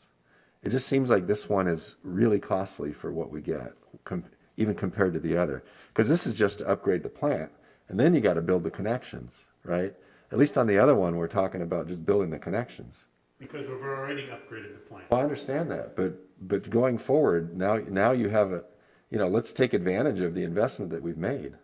Right, but so you're thinking of this serially rather than concurrently. I am, because they're both really expensive. We're looking at borrowing money on a fund that has, $80 or $100 million in reserves. So I kind of am a little worried about what's coming down the road here. As staff is worried about the regulatory requirements that we have no control over. Well, I know that. They're not imminent. They're not imminent. I mean, they're not telling us we have to do this right now. So it's probably coming, and they're going to give everybody time, okay, They're not going to tell, the regulatory bodies are not going to say, in next year you have to be compliant. They're going to give everybody time. So, you know, we don't need to scare everybody. Where are we disposing now? I mean, what is the cheapest way right now that we're disposing of the excess that we have in here? There's on-site and off-site per pond. Oh, and off-site is what? There's a dike, and it goes over the dike.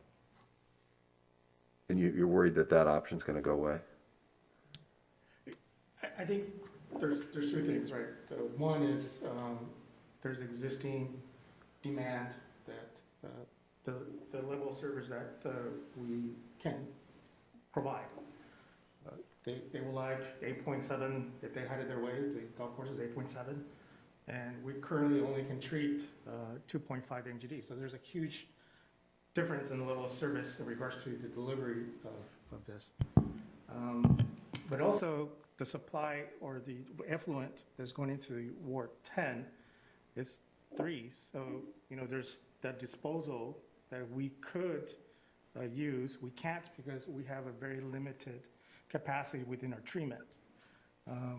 So it's a matter of level of service. We don't have the ability, our existing infrastructure is already maxed out. We can't do any longer. In addition to milepost 113-2 canal is already 30 years old. That's one side we're trying to fix. Right. The other side is the regulatory environment that, you know, in 2023, we're going to go back and get our permit renewed.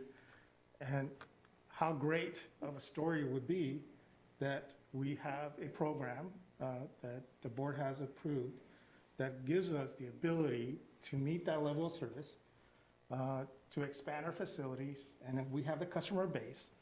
And there's not even a conversation in regards to advanced treatment and such. And so that's what this project will do. It's be able to fix a taxed equipment and treatment to meet the existing customer base.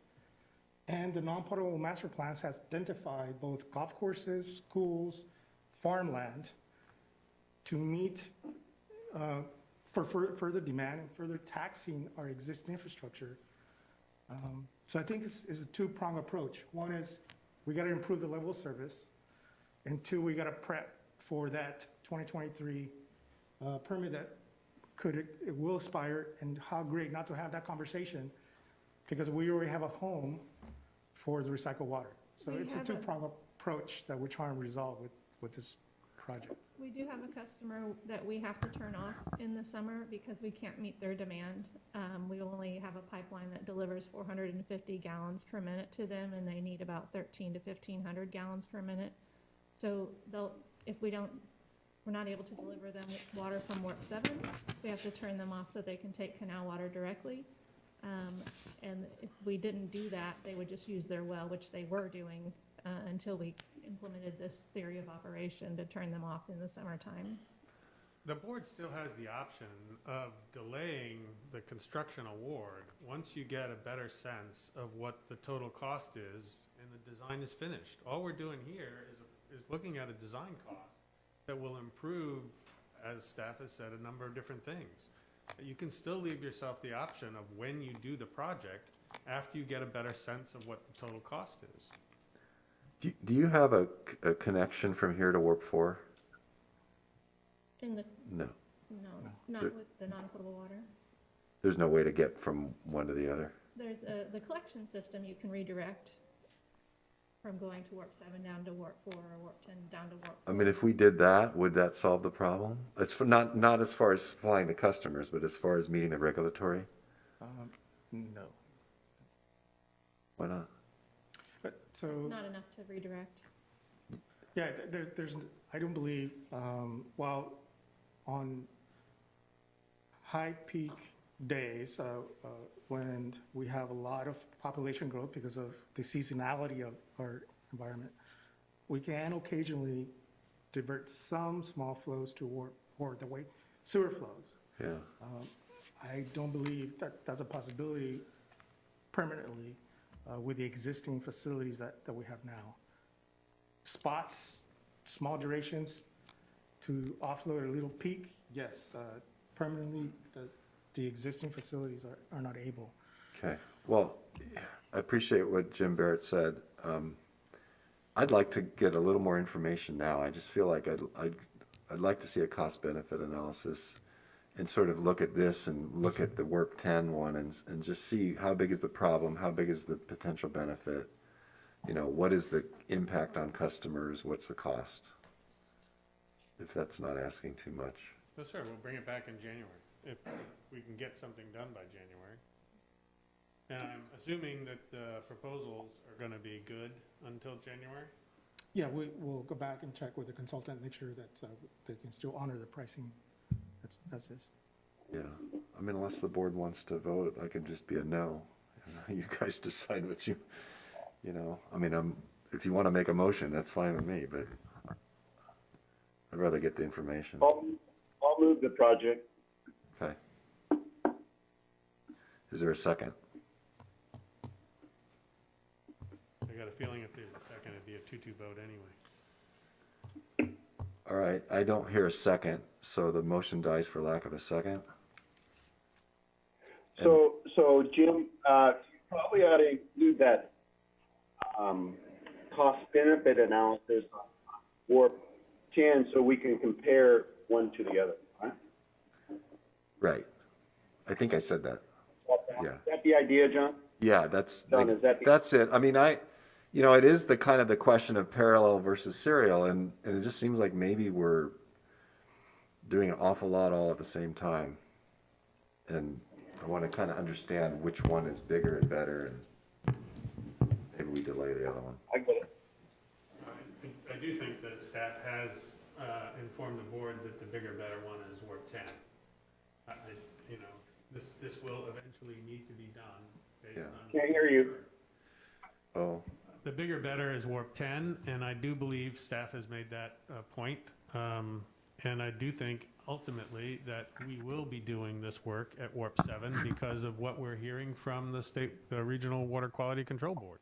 There is no doubt that they are going to continue to tighten up regulations on the use of treated effluent and percolations into a groundwater aquifer that they're already very concerned about salt nutrient loading. So anything that's not put to beneficial use out of the wastewater treatment plant is going to be the first attack.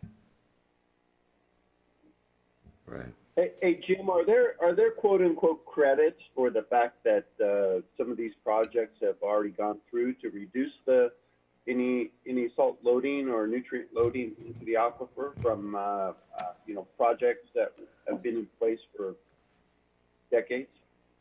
There's no credits that could be used for to diffuse or reduce the requirements that have not yet been taken care of. But I do think they are keeping track of what we are doing and what we're intending to do, what we've told them we're doing, what the board has approved as a path forward. But there's no way you could look at what you've already done and then apply that to reduce the significance of what you haven't done, if that's what you mean by credit. Yeah, I got it. Thanks. We're setting the bar too high. I don't think we're setting the bar too high. I think we're trying to respond to what we're being told is ultimately going to be required of us. That's part of our job, is to plan based on the information we have. And if the regulatory board, I don't sit in those meetings, but Steve does.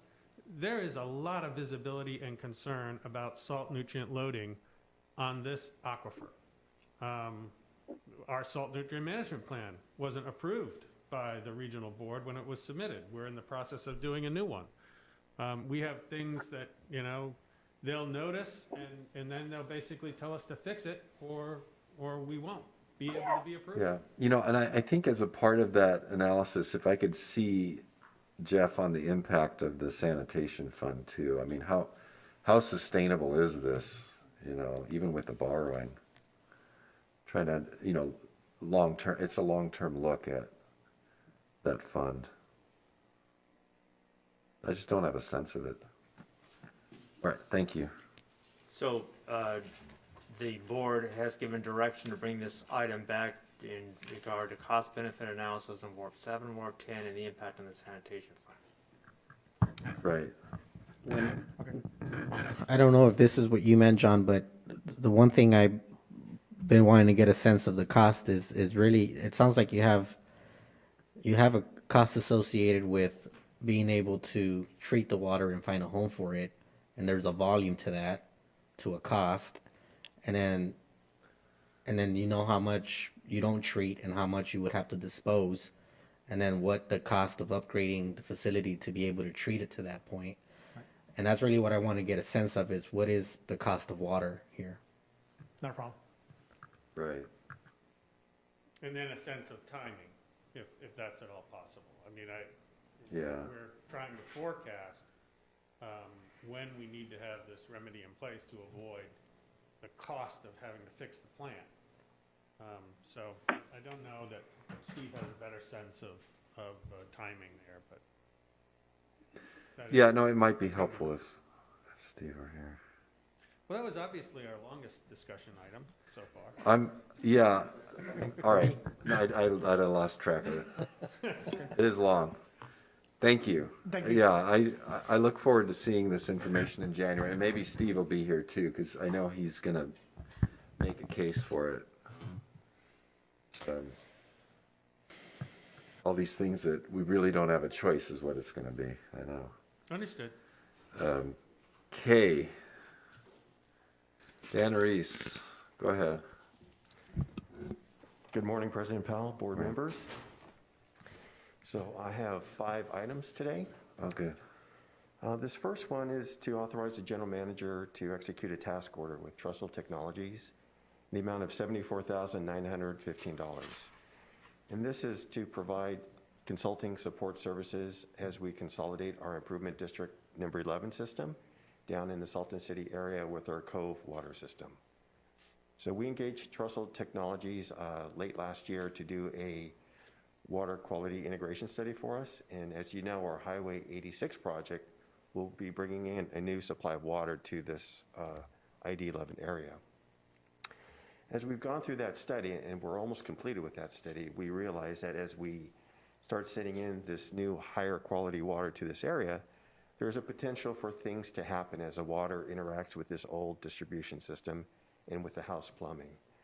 And so this task order really is to allow staff to retain the services of Trussell Technologies as we consolidate and undergo this integration over probably a 6 to 9 month period. So we have sufficient budget for this project already under the Highway 86 project. And so with that, that concludes my presentation. Okay. I'll make a motion to approve.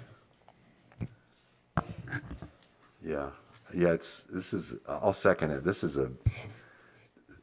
that whole Flint, Michigan thing, huh? That's what we are trying to. It's kind of scary.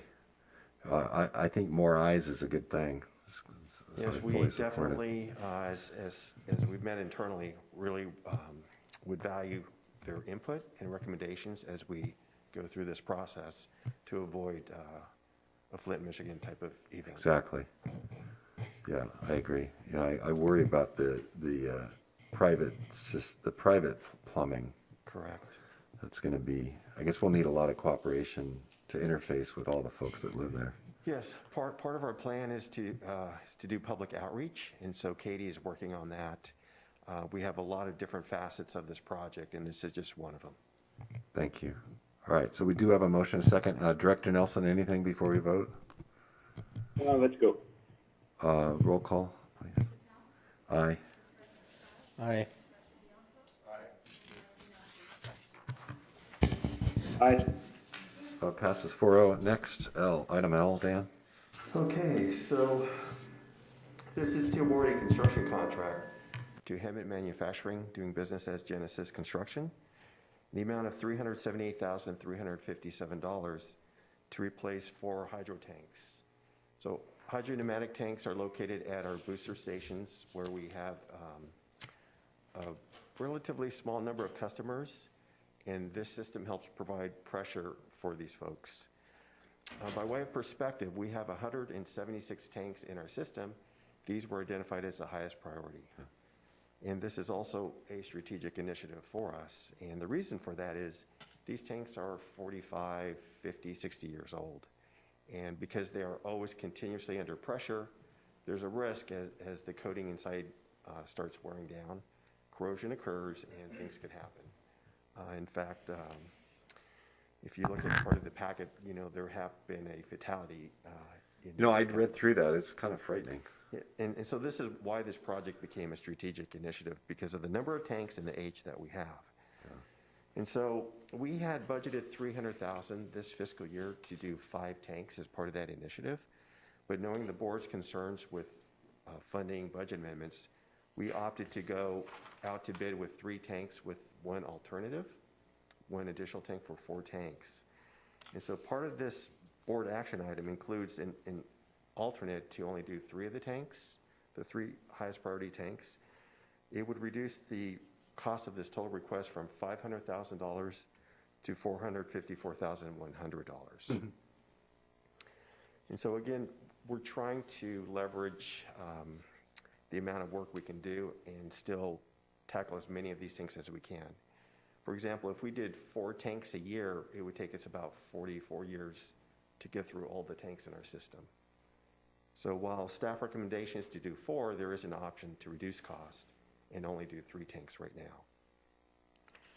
So part of this project, again, as I said, we have a budget of $300,000. We would propose to do a budget amendment from another project within our CIB to keep the total project budget the same for domestic water.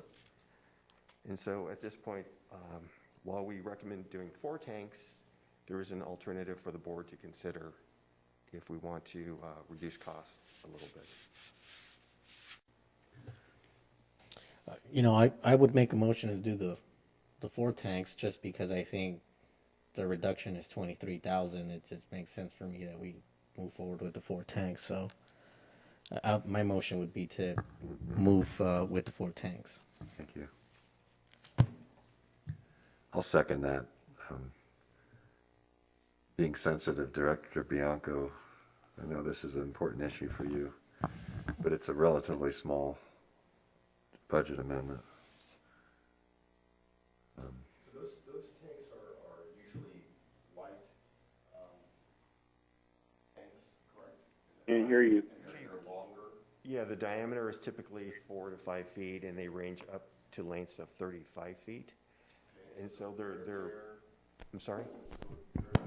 Director Bianco, I think your mic is not on, Director Nelson. We need those to reach certain homes that the pressure would be minimal because of where they're located. Right, they would have no pressure. They would have no pressure. The tanks have air which pushes the water out, keeps the system pressurized because they're at too high of an elevation, for example. There's no reservoir to serve them. 24/7 for 40 to 50 years, they're under continuous pressure.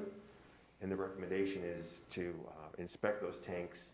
However, if we take the tank offline, people don't have water service. They don't have pressure. Right. And we know, given the age of these tanks, we're positive these tanks have corrosion on the interior. And so that is the reason for this project. Is before something happens, we would replace these tanks. And if in fact we could recoat or rehabilitate these tanks, we would. But we don't think, given the life and condition of these tanks, that would be practical. I'm sorry, I didn't scroll down here. So there's the pictures. That's what I thought they looked like. Okay. Yeah. Yeah, I've operated a number of pressure tanks on systems of 4 and 5 people, and smaller tanks and do corrode, and they have to be replaced.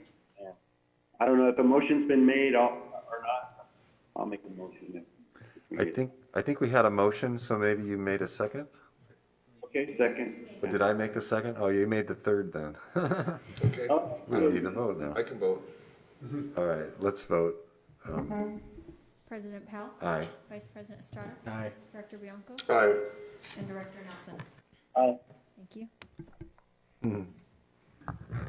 Keep it rolling. This is item M, Dan. Okay. So this is to authorize the general manager to execute a construction contract with Desert Concepts to drill well number 4529 in the amount of $3,160,000, $3,160,628, along with additional project expenditures for a total request of $3,530,000.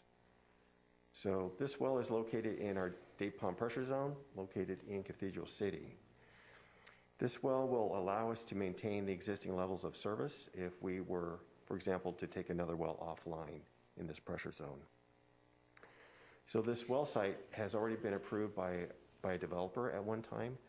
And so really this project entails just not doing the site work, but just doing the construction of the well. And we've also included a backup generator as part of this project. The reason for including a generator is we only have 3 out of our 14 sites in the zone that have a backup generator. As part of the risk and resilience assessment that was done earlier this year, it was recommended in that report to add another generator to another well site, to have at least 4 generators at our well sites in the zone, which would allow us to continue to be able to provide water for our customers in the event of a power outage. As an option, if we were to take that backup generator out of this project, we could reduce the cost by over $600,000. Again, part of the reason for doing that is this project was not budgeted in our domestic water budget. It was added later this summer. So it's important to realize this project would have to be funded from our reserves. Our reserves right now for domestic water stands at about $47.3 million. Again, this overall project is $3,530,000.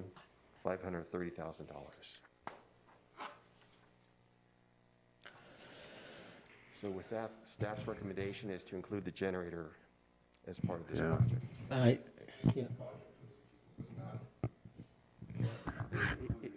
It was not included at all. It was added later based on board direction. Anthony, I think Board direction. I think I recall that because of What board? this board. The board. Yeah, this might be the issue that we were having with perhaps another agency deciding to become a water authority and us needing to drill a new well to kind of avoid that issue that might possibly come about. Correct. Right, that's what I thought. Thus the sense of urgency. Yes, yes. Agency. Now, I mean, when we talk about timing, to be perfectly honest, I guess we are temporary in a hold status with regard to that issue. But, you know, again, I think the other agency has made it clear their intention. It's just that right now we're going through some discussions, some facilitated discussions, and we're not sure what the final outcome is going to be. It's just we're doing this because it takes away that vulnerability that we would otherwise have. Puts us in a stronger position. I think we need to do it. Yeah, I agree. So I'll make a motion to approve with the generator. I'll second that. At the risk of having spoken in code to describe this thing, we know what we're talking about. Director Nelson, do you have any questions or comments? What's the cost-benefit analysis of not? Hard to say at this point. Yeah, I mean, really hard to say. I think that to be frank, it's the idea that we are dependent on our system is dependent on a well that's on tribal land. That's the issue. And it's hard to put a cost on the potential.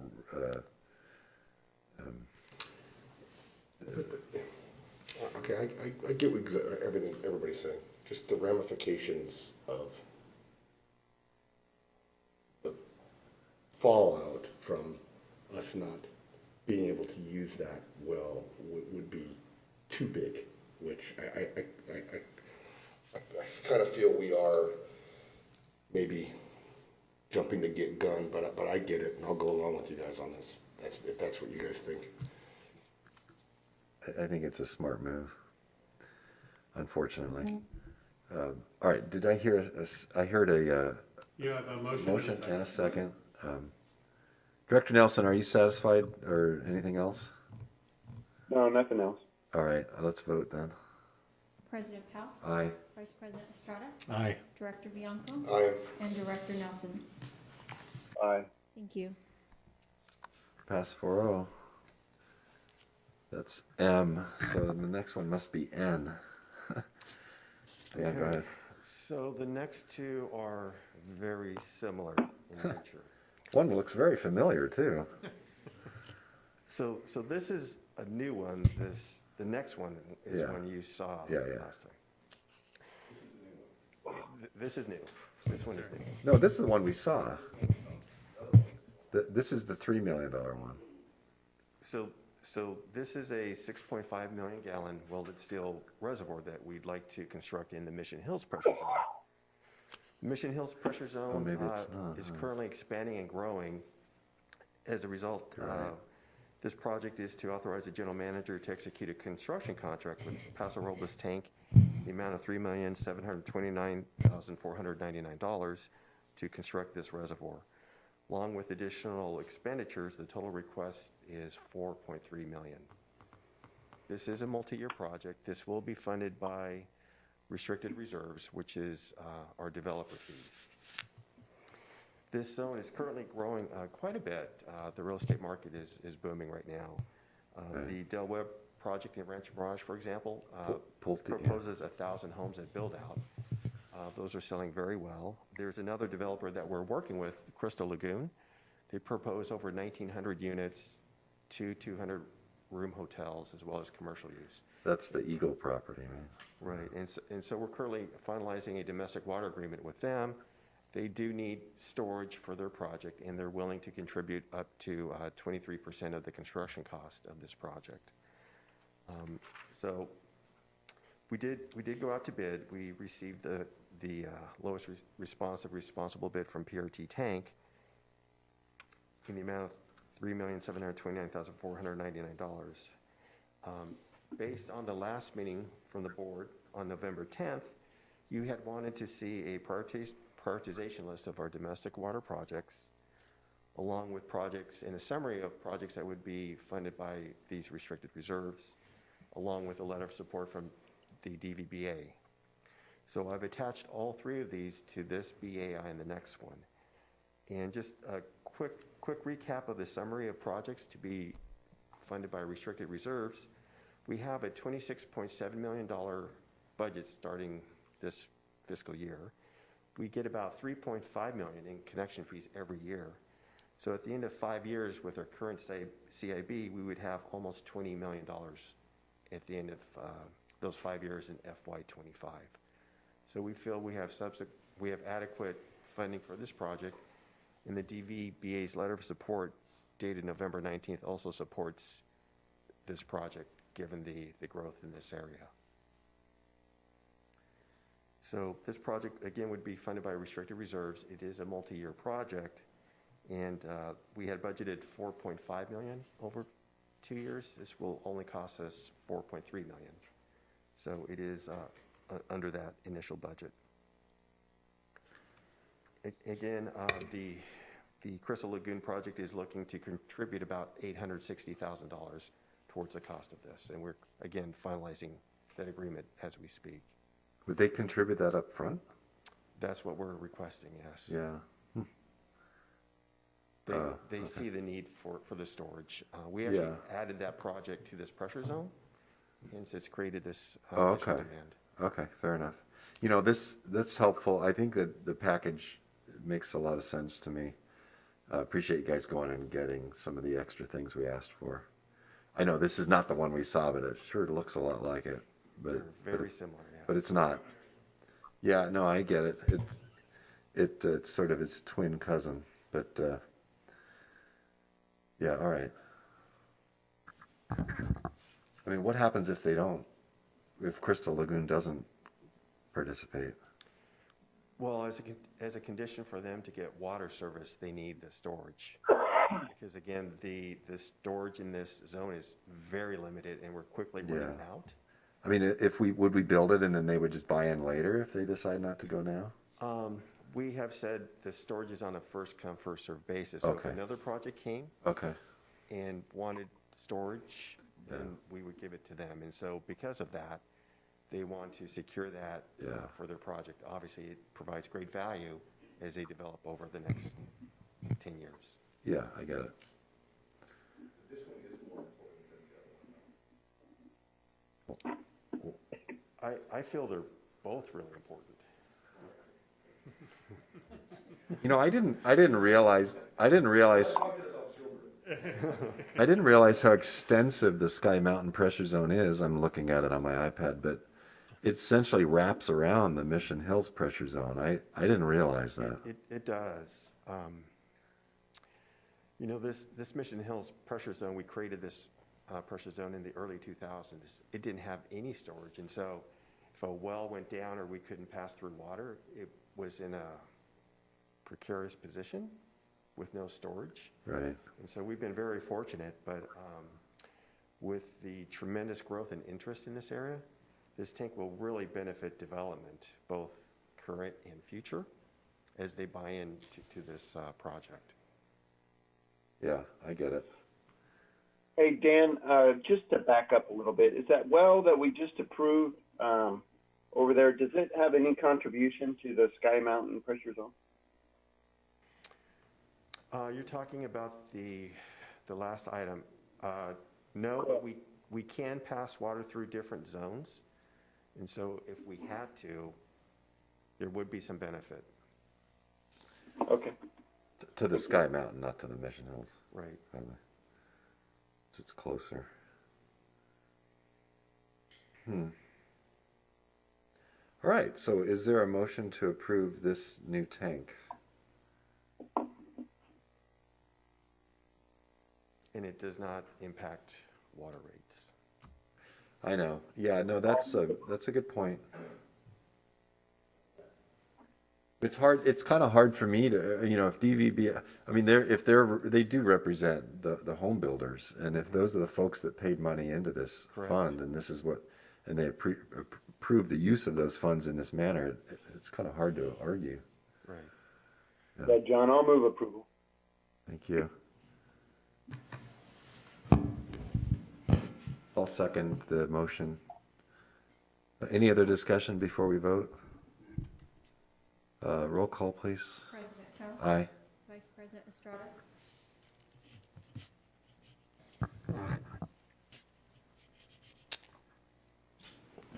Can I ask another question before I take a vote, or do I have to vote now?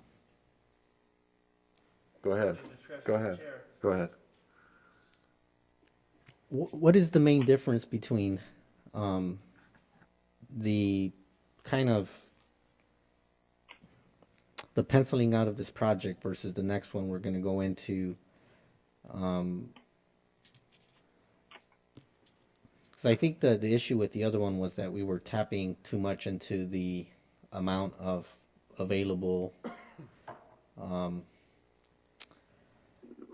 do you call it, backup facilities fund. Sure. And so we only have so much to go around.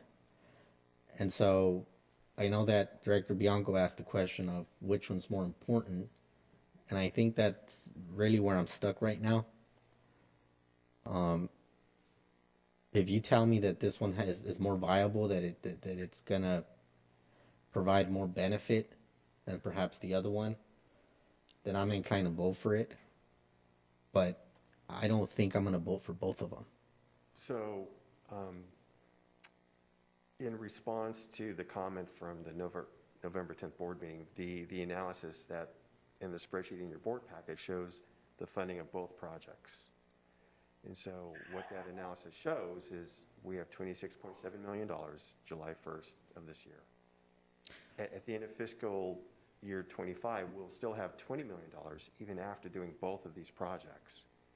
And both of these projects were supported again by the DVBA. And so from a funding perspective, that's what these funds are intended to do, and we do have sufficient funding to do both. And they're both extremely important. And I will offer that the board has indicated that they have concerns over the current rates, charges and fees that developers pay, and staff is reviewing those charges to bring back to the board. The board has signaled that they want those charges, rates, and fees reduced to make it easier for development to occur in the valley. But if we don't have infrastructure like this, it's impossible for development to occur. So it's kind of a catch-22. Developers pay into a fund that then provides benefits back to developers. Yes, there is kind of a trade-off. Which projects do you do first? And staff basically looks at what's happening in the development community to put those dollars where they'll get the best bang. I'll just go ahead with my vote. But again, it's just my concern is that even with Jim's comment about we have so much in the bucket right now, and it almost seems that there's a push to where it would make it harder for us to, I don't know what you call it, replenish the fund again because of the pressure of maybe not wanting to put more money in there per the fees. So to me, it even is a bigger problem as to, well, how are we spreading this funding that we do have across the entire valley, understanding that there's projects across the entire valley and not just in one specific area. And I think when we look at both of these projects, they're kind of eating up the reserve that we have, and it seems to be almost in the same vicinity. So that's kind of where I'm coming from. But with that, I'll go ahead and vote yes on this one. Thank you. And I'd like just to add a comment to that. So, for example, you talk about spending money here. These connection fees are also funding portions of the Avenue 66 pipeline as well. And if we weren't constructing these projects using developer fees, we would be obligated to have the developers do that work themselves up front, which would place a tremendous strain on their capital to do that. And so we're trying to use these fees and balance out the projects. So we spend a lot of time looking at these things, being well aware of that. Thank you. I think what Director Strawn's trying to say is that we have so much money in there to use, and we're only generating so much, which the money that we're generating we even want to reduce, and that we want to make sure that we're using the money wisely, that we don't use it all up too quickly, and then we don't have any more money for any other projects in the rest of the Coachella Valley. That's what I think you're trying to say. That's exactly what I'm saying. Yeah, Thank you. And I share the same concern as I look at these things every day, and being well aware of limited funding. We need to make good business decisions, absolutely. Did we not share the priority list? Yeah, it's The priority it's list is attached. part of that. Okay. And again, with the projects being funded out of this fund, we will still have roughly $20 million in 5 years. Yeah, but let's go to that priority list, okay? So Yeah. so they're not there's it looks like to me how many of them that have the same priority. So that's Well, those would be projects already underway. And so if it's underway under construction, for example, we gave them the same priority, because you can't give one a higher or lower priority if they're all in the same phase. You can't stop a construction contract, for example, that's halfway complete. So that was our logic for showing it that way. So you're saying all the way down to IXDP 7802, anything with a rank of 994 is Right. underway? Right, exactly. So if you look at all those projects, they're all underway or have been recently completed.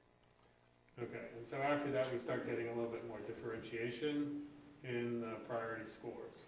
Right, and if you look under the funding source, which is the second column from the right, that's the WSBFC, or the restricted reserves that we're referring to. So you can see there's only a few projects in that column. Dan, on this table, it's good, but can we add on here, some of them are not really clear where they're located. And can you add a column on there for where they are? Sure. Like what city or what part of the county they are, like Thermal or Palm Desert or whatever. And then maybe also add, if you're using developer funds or PAYGO or loan, I guess if it's not a grant, just got a sense of how much money we're talking about. Okay. Grant, I assume the grant is a little easier. The other ones we have to pay for, right? Right. Out of either restricted or unrestricted reserves. Right. Just a little more information. Sure. It's a good table. Sure. And again, we do work with finance to look at our funding sources and what's available to make sure that we're not overextending ourselves. So we're in the middle of a vote, right? Yes. Jeff's getting itchy over here. We're still on the same item. So why don't we return to the vote, Sylvia, if you can remember where we are. We are at Director Bianco Hi. and Director Nelson. Aye. All right, and we can continue talking about this because we have the exact same thing on the next item. It's just a different twin tank, a little more expensive. So this is, again, conceptually very similar. It is a 10 million gallon reservoir. Obviously, the construction contract, the authorization for the construction contract. Go forward. $9,520,800 for the construction of Reservoir 4605-2 in Sky Mountain. And so, along with There we go. with additional expenditures, the total cost of this request is $10,495,000. Again, being funded from our restricted reserves over 2 years. So we had just recently constructed one 10 million gallon reservoir on a site that was always intended to have two reservoirs. The reason for that is because of the deficiency in storage that we have. Storage is really important during hot days, during fires, during power outages, during times of the year when our wells can't meet the demand from our customers. And so it's important to realize that until last year, we had not built a reservoir in this pressure zone in over 40 years. And so this is a very big deal for us to construct another tank. This reservoir will help us eliminate our storage deficiency, which takes the stress off of our wells and provides this area with much more stable water service and pressure. Again, as this was brought to you before already on November 10th, and again, there's the same information in your packet that we've just discussed on the other tank. And so we've collected fees roughly for 40 years that will go to help construct this tank. And obviously, over that time period, there's been a lot of development and growth. So these fees are being used for exactly what they were intended to be used for. And as such, Director Bianco asked which one I thought was more important. They're both important because they serve two different pressure zones. In this zone, we have about 47,000 folks that would benefit from this project. I would have thought since you already have the vote on the previous one, you'd say this one was more important. Boy, you are smart, Jim. Yeah. They already told us last time that the other one was more important because the developer needed it. The developer, that's what I see. Yes. Well, the DVPA's November 19th letter also supports this tank as well. They realize that over time we've been collecting fees. Development has obviously occurred during this time, and so this is a very important project, not just for me, but for our customers. It'll help us better manage the system. Yeah. So, I get it.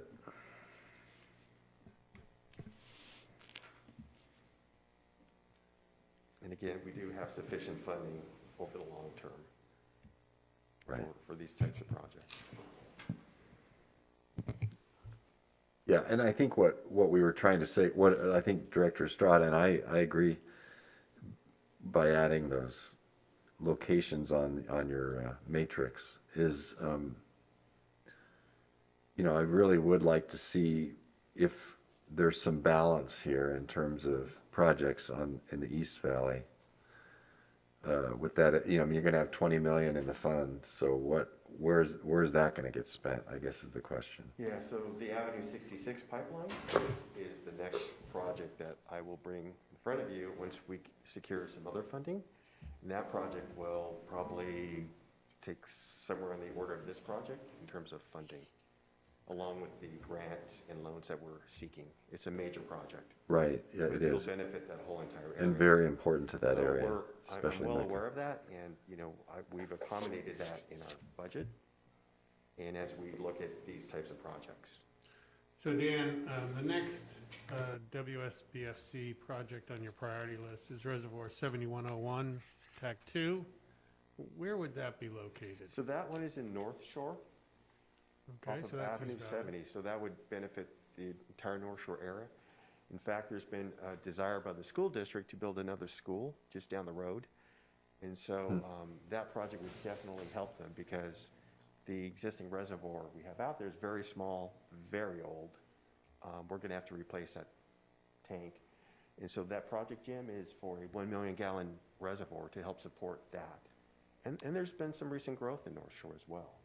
And then the next WSBFC is the Varner Road, Portola I-10 water main relocation, which would seem to be somewhat in the same area. It is. So the county of Riverside is looking, as you've heard, to extend, and construct an interchange in that area. Mm-hmm. And the reason for upsizing that is we've had developers come to us here in that last year wanting to develop in that area. And so what we would propose is to upsize any pipe relocation as part of that interchange project. And then as developers develop in that area, which would benefit them, for example, they wouldn't have to put that infrastructure in. We would do it. We would get paid back through the connection fees.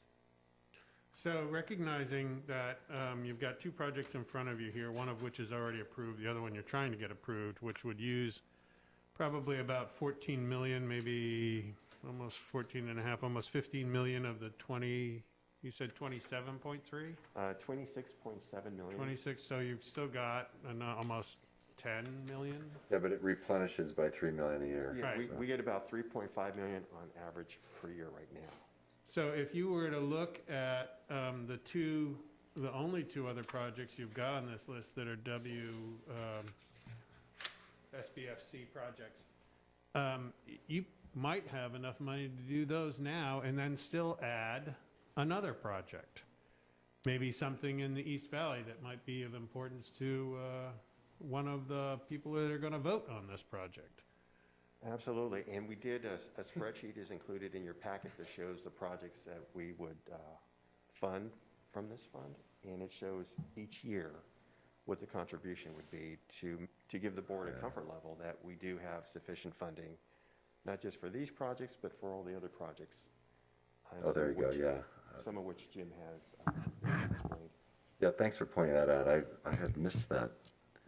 In the 2,517 pages, somehow I missed that one. I know. So Come on, so you're slipping. Our finance director will assure you that we have sufficient funding since we work closely with him.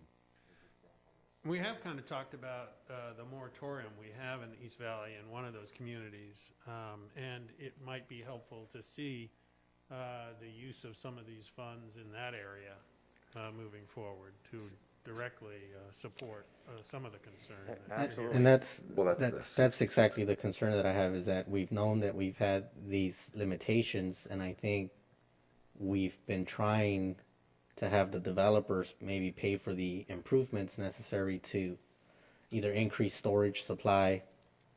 And I know that there's been a number of housing projects, a tremendous amount of housing projects in the Mecca area that have kind of been stalled because those improvements haven't been made. I don't know if it's because we've been asking the developer to make them, and they find that it's not, it doesn't, and so I don't know how we make the case of when we get to use these funds for purposes of allowing growth, and how do we differentiate, okay, well, it makes sense to not have to put it in the backs of developers, otherwise the project won't pencil out.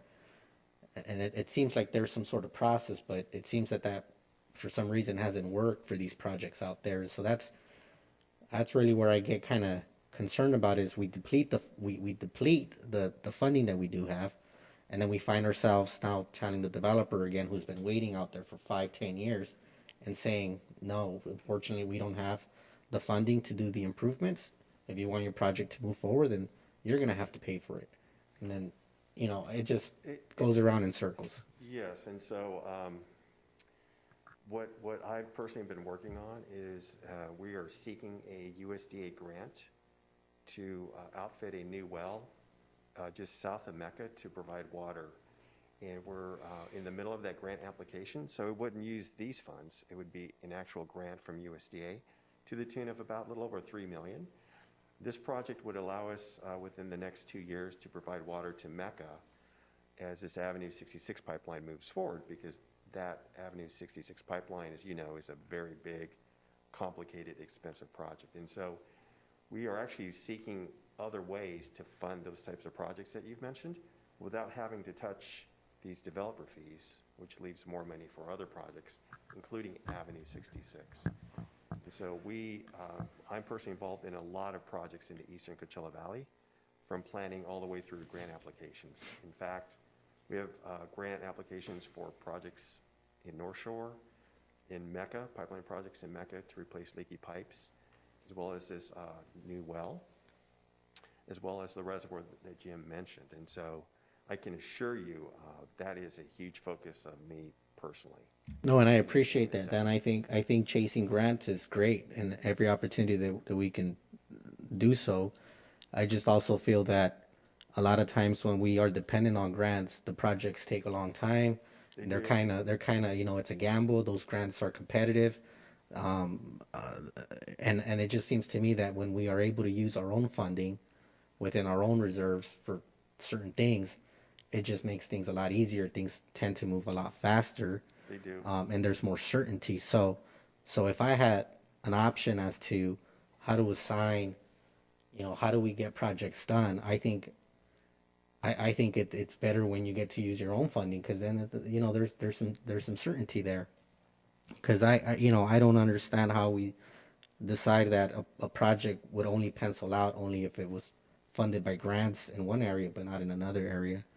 Because I don't think that there was ever a proposal for these tanks to be funded with USDA grant funding. I think we've decided that we're going to move these projects with the funding that we have now. And so I would want to get to a position where we have the same mentality in projects in the East Valley, where we say, look, we're going to use this funding to get these projects done, and we're not going to necessarily try to focus on chasing grant funding. I mean, we should go after it if it's available, but it shouldn't be the nexus of why projects get done or don't get done. Correct. And a good example of that is our Avenue 66 Phase 1A project that we're working with the county on.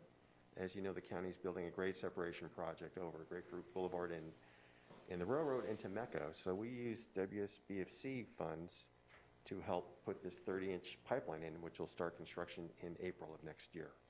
So you're right, we didn't pursue any grants because of the timing, and this was a much more efficient way to do it, and obviously the need is there. But it's also important when, I guess not to be too argumentative, but the grant process is extremely competitive. And so the scoring that the funding agency provides when they look at an application is where we try and place ourselves in the most advantageous position. I don't know that going after a USDA grant for this area would not be as competitive. I don't even know that we would qualify. There's a certain, I think there's a mileage limit on the USDA, those colonial.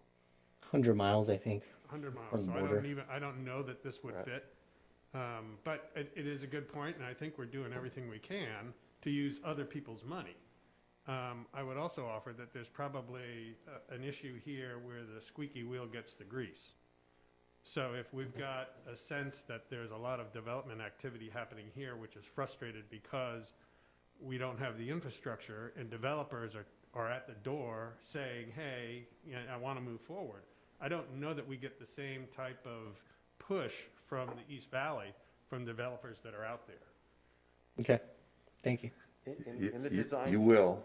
I mean, it's It'll come. I mean, but that's what happens. Yeah, is we no, try it'll, to but be it'll. responsive to the folks. No, I get it, and I think our concern is that this fund, we don't want to see this fund depleted, so that when the day comes that those developers are pushing projects in the East Valley, that we're like, sorry, we can't help you. Right. You know. In the design for this well, just south of Mecca, that I just mentioned, is underway right now. We are actively designing this project. And so we're doing everything we can to make sure that we can solve this issue as quickly as we can. Okay. So this is a one we saw before. You guys brought it back with some of the information I'd requested. Appreciate that. Do we have a motion to approve? No. No. Would someone make a motion to approve this item?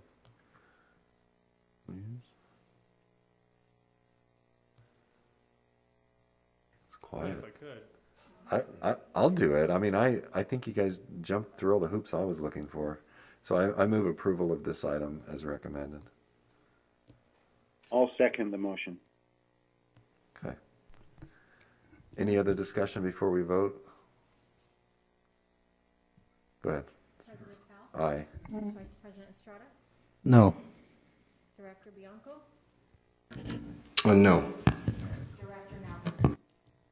Aye. Okay, so the motion failed. It was a 2-2 vote. Right. The motion fails for lack of a quorum of 3 votes or anything that, it fails for lack of 3 votes. So staff has now brought this back twice. Is there something that we might do to get 3 yes votes? Or is this just going to die? Wait till your next meeting. Wait till next meeting. We'll have another director who's from this area. Okay, well, I guess we'll give it a shot. I mean, not to make light of it, I think that the concerns that the director or Vice President Estrada raised, I completely agree with. I completely agree with it. You know, I mean, it does lock us in now where it's going to be hard for us to reduce the developer fees because we're going to start relying on that inflow of dollars into that fund. That's why we have this fund, is to spend it on development Well, I projects. know. I didn't see any quarrels from the DVBA on it, which made an impression on me. So.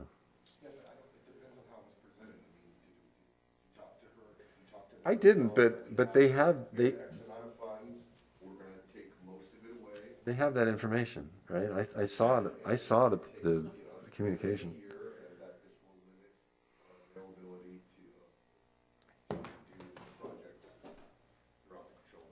Yeah. I can just tell you, they definitely have that information. Yeah. They review it, and the issues of equity are not lost upon them. So when they look at where was this collected and what was it for, that's part of their consideration. Understanding it's not a really clean issue here, is you're not going to get everything from one development that's going to pay for all of these projects. So they understand that. I guess I'll make this comment. I want to have a better understanding specifically of the some of the housing projects that are out there and what type of improvements would need to be made in order to perhaps be able to help out some of those projects move forward. I know there's a number of affordable housing projects. I think there's some that are pretty big. I think one in specific, I had heard that at one point about 5 years ago, we issued them a will serve letter and then retracted that letter, saying that it was a mistake. That was in Mecca, yes. And so I know that there's about over 200 multifamily units proposed, affordable housing. There may be some other projects that I'm not aware of. And if I can have a better understanding of what we're willing to fund out there to allow to some of that to move forward, then I think I would feel comfortable with just having a better sense of where we're kind of thinking of where there's projects and where we can be helpful. So I would remind Director Estrada that under the General Manager's report, there's about a 14, 15-page section on development services that gives you a sense of who's talking to us and who's not talking to us. We have also reached out to the county They're the land use agency for that area. We're not. And so people don't necessarily come to us until they've gone through the county first. So we've now lashed up, Kerry's folks and Tommy folks have basically connected with the county. We know who we're supposed to be talking to. There's just, from my perspective, there's just not a lot going on out there right now. And it could be a chicken and egg thing. We've told them there's no infrastructure, so there's no pressing projects to be done. But getting the infrastructure out there then becomes a process of knowing who's going to go next and wanting to serve that customer first. So I think, we can have those discussions. I don't know that it necessarily negates the value of the project you just had before you. And I don't see it as a trade-off. Here's another. No, it's not a trade-off. I'm just trying to have a better understanding of the whole situation, and feel comfortable, at least at a personal level, that in fact we will have all the funding. We do have all the funding to do the next projects. No, we still got $12 million in the fund after we spend it on these two. Jim, I was reading through the general manager report, and I had this thought, and for a couple of reasons, and this is another one. For all of those projects, I mean, it's kind of ridiculous. We might want to cull some of those out, the old ones that aren't. There's so many. But one, I saw one that said no activity since September of 2020, and I'm thinking, well, that's current, but it wasn't in the current file. It was in the inactive file. I mean. Right, so the active file is those projects that we've received some type of feedback or activity on within the last 30 days. Yeah, I know. So then the rest of them, we just put in there as placeholders. Yeah, and I appreciate the date on there. Can we organize that report so that it's by area or by city? Sure. I know when we go into the cities, it would be helpful if we ever do that again, that we could just hand them their page instead of. Yeah, we tend to do it alphabetical by development. Yeah, I know. I don't know if I'm maybe the only one that thinks this, but. No, if you can organize it any way you want. If you could, it seems useful if we could organize it by city. Sure. That way, when you look at it, you can kind of look at it by, it's a little more cohesive, I think. And if it's a matter of bringing this before the board when it's a full board, because this is in regard to that particular division, I think that the direction to staff could be to cull the information that you just talked about, President Powell, and pair that up with this recommendation and perhaps bring that back in the future. That would be the way. Yeah, that could work. And by city and by region, I mean, Mecca's a region, Thermal's a region, Oasis is a region. Got it. It's a community, I guess. Mm-hmm. Got it. All right, so maybe we'll see this one again, I imagine. Yes, you will. And, I can just want to clarify, Director Serrata, your request. Would you like to see a presentation or just a list of projects in the Eastern Valley with costs? What is your preference for that information? I think we'll get a sense after maybe you kind of clean up the list, the long list of all the development projects, and then get a sense of, because I think there might be a circumstance that Jim hit on, which is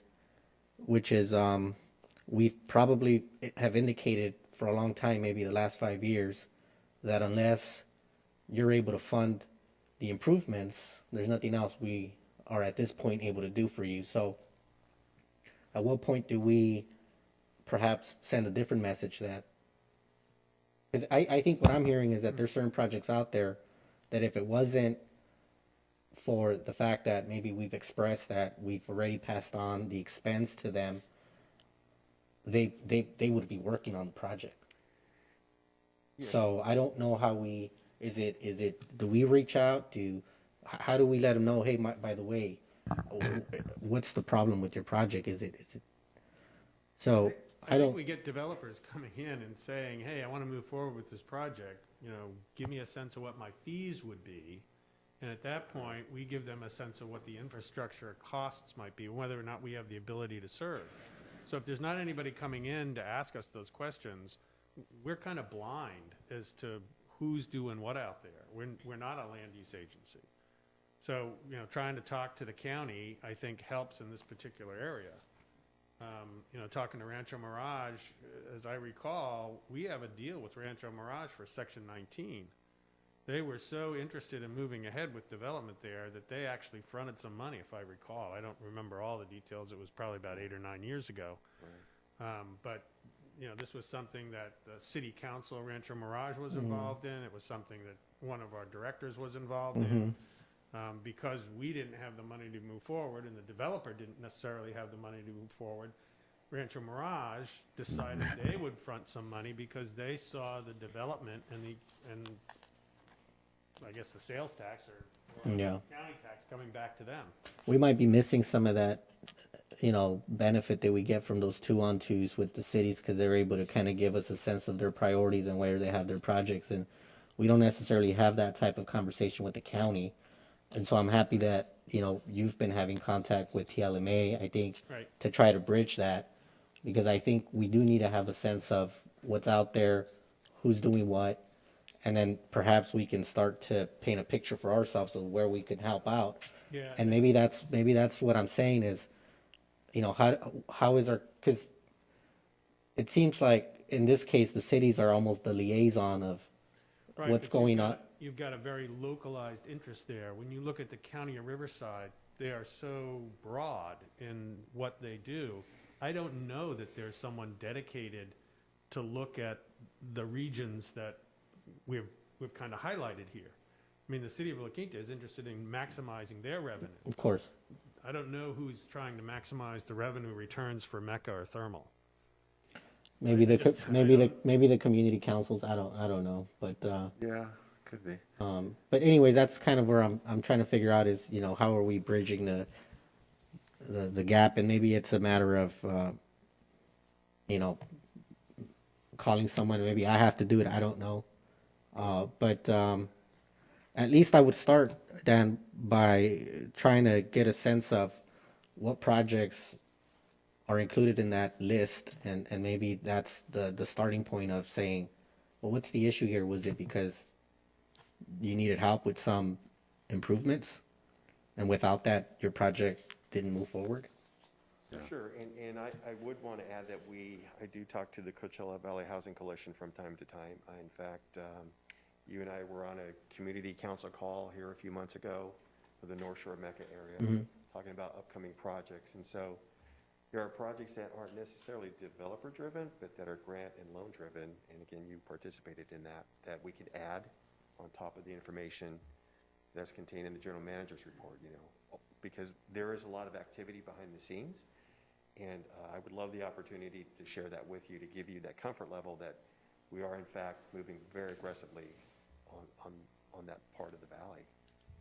So I'll leave it up to you. I think you'll do a good job in whatever way you want to. I think you have a sense of what we're saying, what I'm saying, and so whatever you think is the best way to present the amount of involvement that we do have out there, and how we're making sure that that we're on top of it and being responsive to perhaps being supportive, whether it's because I know a lot of these projects, like you said, they're put together by a number of grants, and so they might have all the ducks lined up, but then it comes to the point where it's okay, well, who's addressing the water infrastructure improvements, the sewer infrastructure improvements? And then if perhaps they're looking at us for some assistance, and then we say, well, no, we can't really help you out, then that throws off the whole budget and the project never moves forward. So, yeah.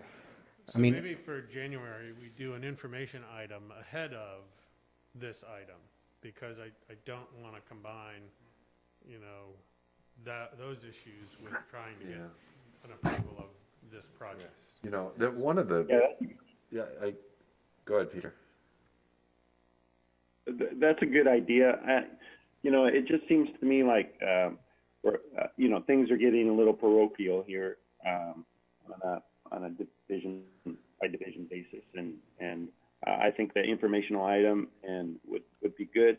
I mean, when you look at it, let's say an East Valley project wants to move forward, and they have $1 million worth of fees, and the whole project to get them water is $10 million. I mean, the district then has to make a decision of whether those reserve funds can be used for that. And in a lot of cases, in some cases they should, in some cases it may not make economic sense. So I hear what Vice President Estrada is saying, is that there just should be a little more visibility on that, and that's a good thing.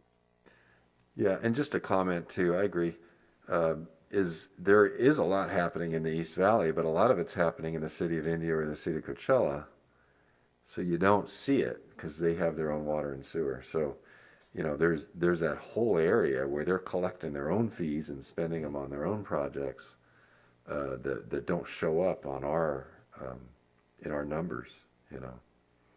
I know you're talking about areas in the county, but I just want to point out there is definitely construction happening down there in both cities.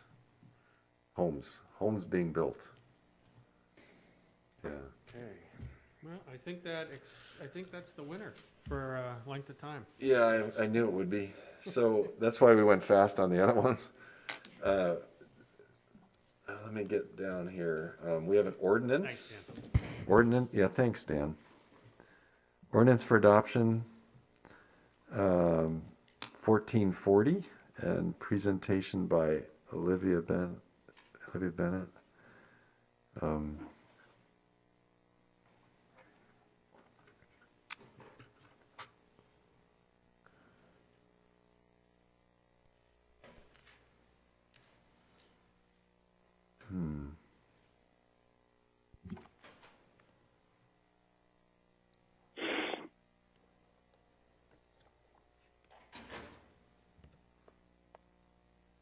So this is the ordinance for recycled water.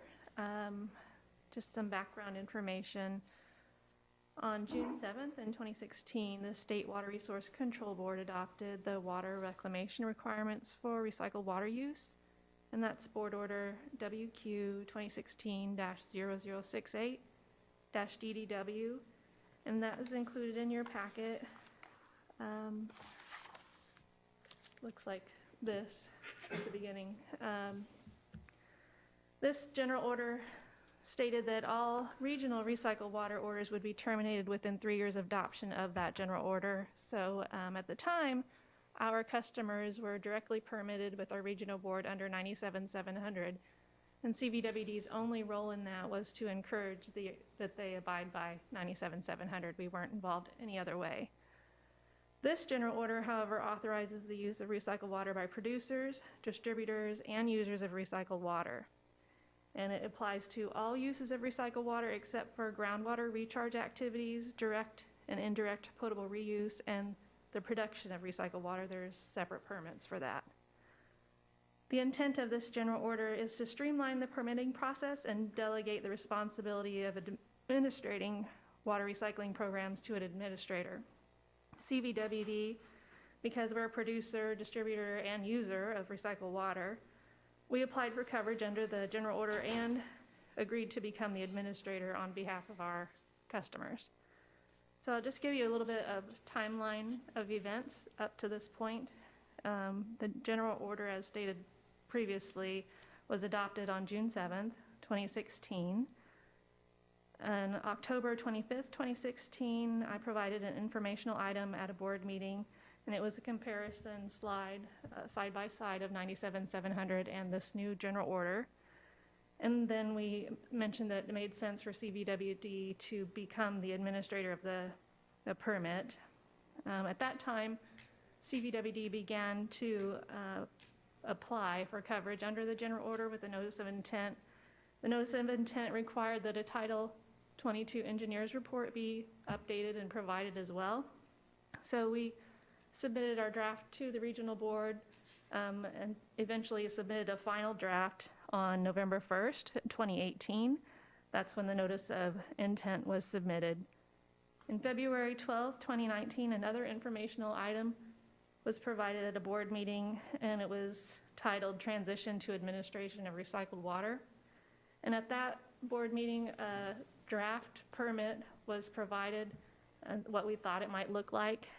And on August 21st, 2020, we received the notice of applicability and a monitoring and reporting program from the regional board. At that time, we had waited to receive that so that we could begin to draft the ordinance. So we've been working with Rebecca Andrews of BB&K, and I believe she's on the line, on the language for the ordinance and the water recycling permit. And you may notice that it looks completely different than what we proposed initially, but that's what happens when you involve the attorneys. So, Jeff. No offense, Jeff. Which is fine because they know better than we do what it's supposed to look like. However, all aspects of the originally proposed permits are included in this ordinance, as well as what CVWD is expected to uphold and enforce as the administrator. Also included in your packet was a form, which is the inspection checklist that the non-potable water crew uses when they go out to the sites. And we've been doing that using that form on annual visits since the crew was developed and even before that. But it's been updated to include quarterly site visits and to reflect the monitoring and reporting program as prescribed by the regional board in the NOA. And our recycled water customers so far have received 2 rounds of that quarterly report. We're in the 3rd quarter and the 4th quarter now. And so they're aware of any variances or non-compliance that we may have found between now and then, and they're working on making those improvements prior to the ordinance being adopted. Yes.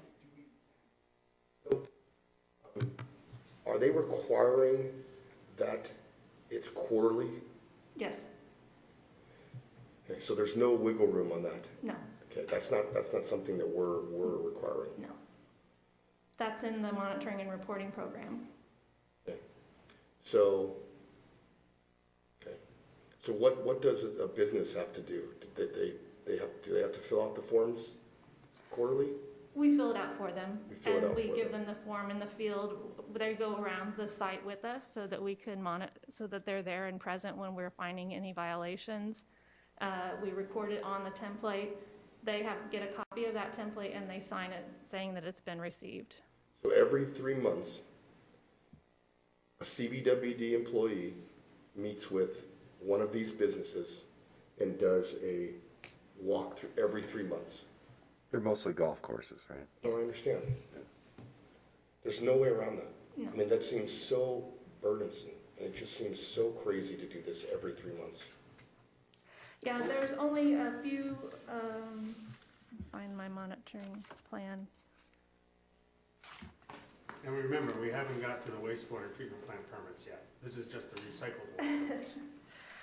So it's quarterly, we look at the water user, the flow, the acreage applied, the application rate, which that really doesn't change. We look at soil saturation and ponding, which would change seasonally depending on rain. Nuisance odors and vectors, discharge off-site, so any recycled water that might be leaving the property, and then that they have enough notification signs that they're not faded or need to be replaced. So that's what we're doing quarterly. Which we're being made to do. It's very important that we tell these businesses that this is something. Oh yeah, they've been included. I mean, this is not. I mean, this is to me it seems. Well, that's not the half of it, but that's another topic.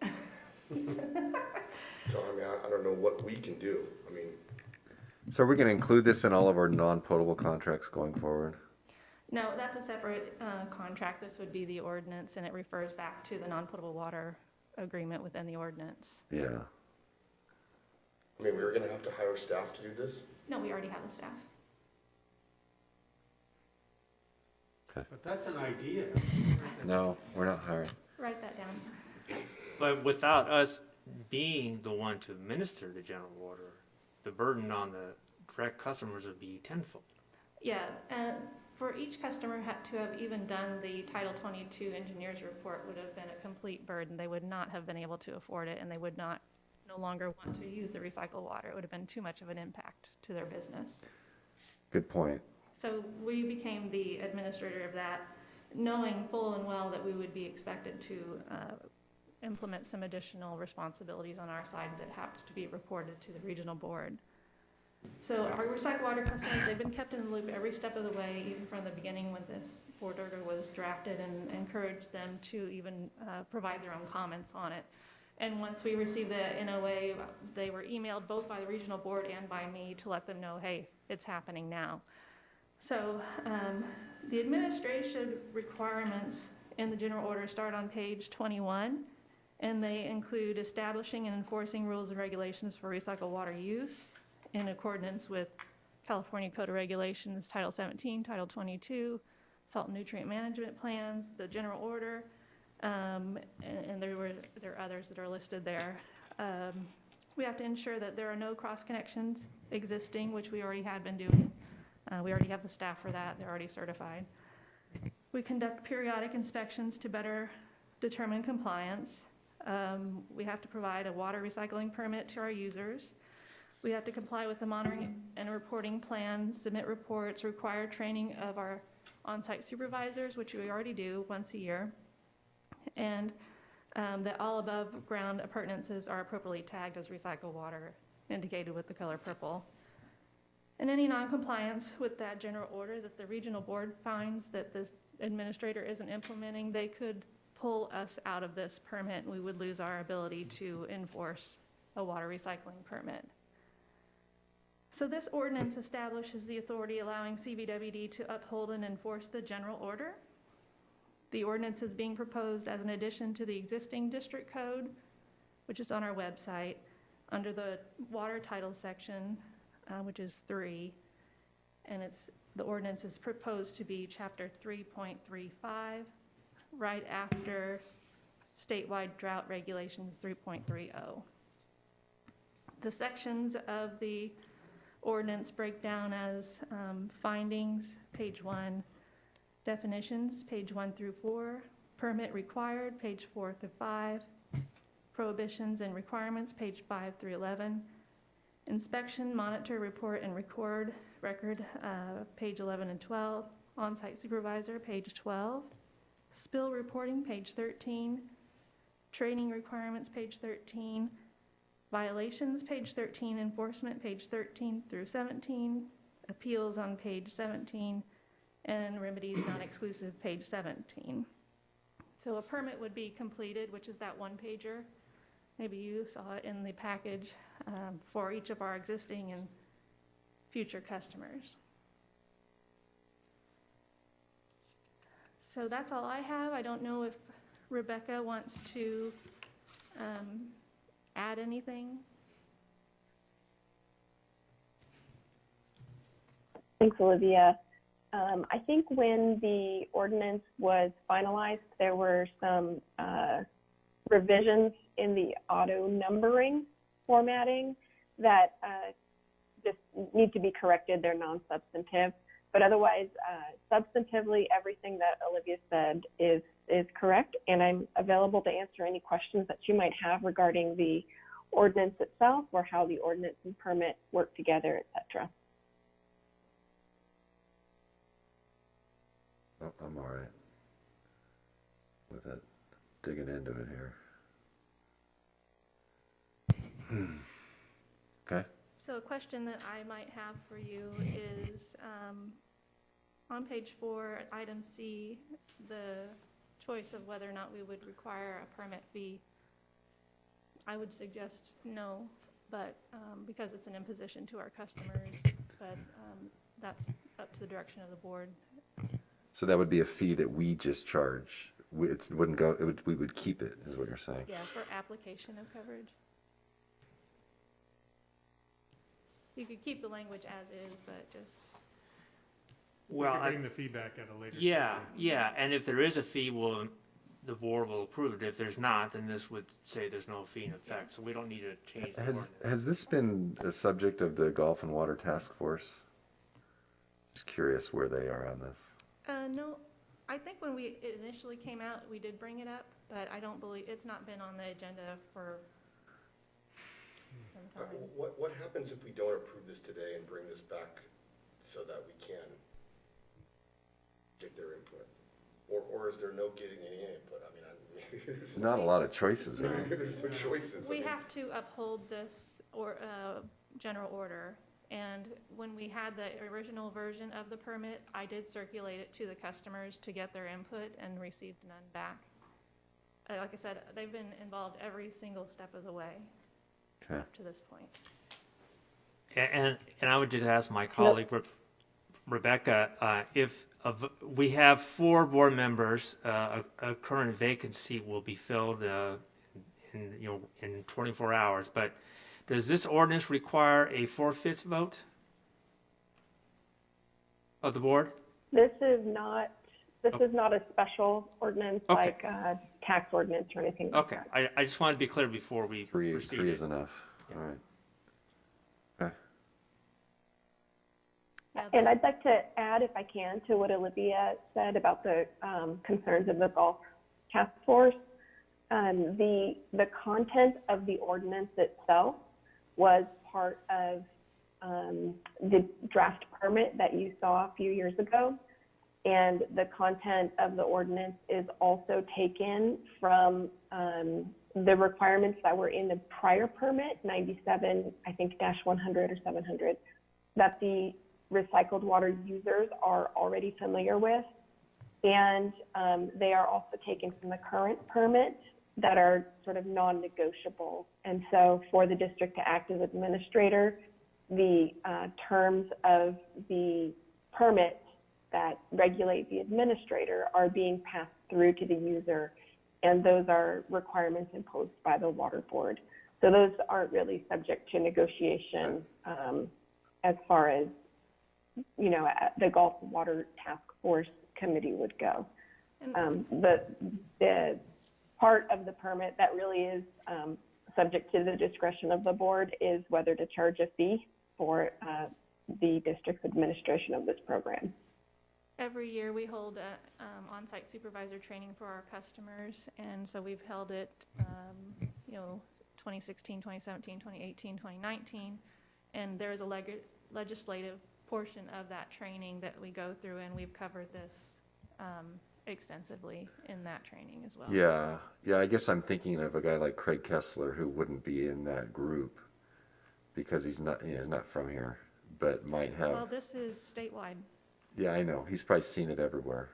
Yeah. But not through maybe not so much through us. All right, I'm all right with it. I don't see why we need to charge a fee. I mean, it seems onerous enough as it is. So. I agree. So we're looking. I just don't want to hear that there was something that we could have changed that would make it even less burdensome. But it sounds like that, Yeah. we're just, the only thing we really have leeway over is the fee. Like, we have to do this. Yeah, and trust me when I say we don't want to do anything more than we have to. Yeah, I get it. The staff is already taxed as it is. This is an additional requirement for the staff. All right. Thank you, Olivia, for the presentation. So, is there a motion to adopt this ordinance? Since we don't have a choice. Does it make you feel better about it? Okay, I'll move approval. Is there a second? No second. Any other comments or questions, Peter, Nelson? No comments. Yeah. I'm going to vote under not protest, but under requirement. Under duress, yeah. Under duress by the state. All right, let's go to the roll call vote, please. Aye. Aye. Aye. Under state duress. Yeah, state duress, it's an aye, so 4-0 passed. And this brings us to board member general comments. Why don't we start with Director Nelson? No comments, President. All right, Director Bianco. I just want to say that I got sworn in last Thursday, and I look forward to another 4 years here. I take it very seriously. I'm proud to be here. I'm proud to be part of this organization. Proud to be representing Palm Desert. I couldn't be happier to be here, and that I take it very, very seriously, and look forward to continuing this. Thank you all, and to everybody who was there. I did it at 7 in the morning because so my kids wouldn't miss school, and so I made everybody dress up, and we took pictures, and the district took pictures for me. Thank you very much. So I'll have them forever, and it was meant a lot to me. So thanks all of you for being here. Great. Vice President Estrada. I'll just say that I'm happy that you're here, and I've enjoyed working with you, and look forward to continuing to work with you, hopefully for a lot of years, and just happy that you're here. I'm just happy. I'm just kidding. I'm not happy. So I'm sure that we've all seen these news reports. I mean, they've had a flare-up of COVID positive tests at IID.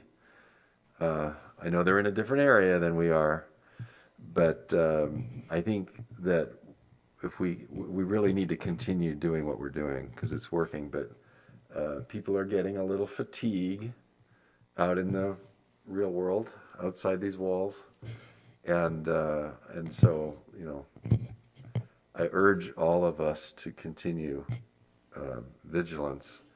I mean, for the life of me, I don't understand why we can't eat outdoors. That doesn't make any sense. But some of that stuff doesn't. But I think a lot of things that we're doing do make sense, and as long as we continue doing them, I think we will be glad that we did, and hopefully the herd immunity with the help of vaccines will be achieved soon. That's my comment. And let's see what's next. So meetings, October, Director Estrada, you have the first couple, I think, because you probably missed a meeting. I missed the meeting, I think, on the 8th. Go ahead. Okay, the Salton Sea Authority, the first one, that was just a regular board meeting. So we were there. I don't recall anything of too much importance to share.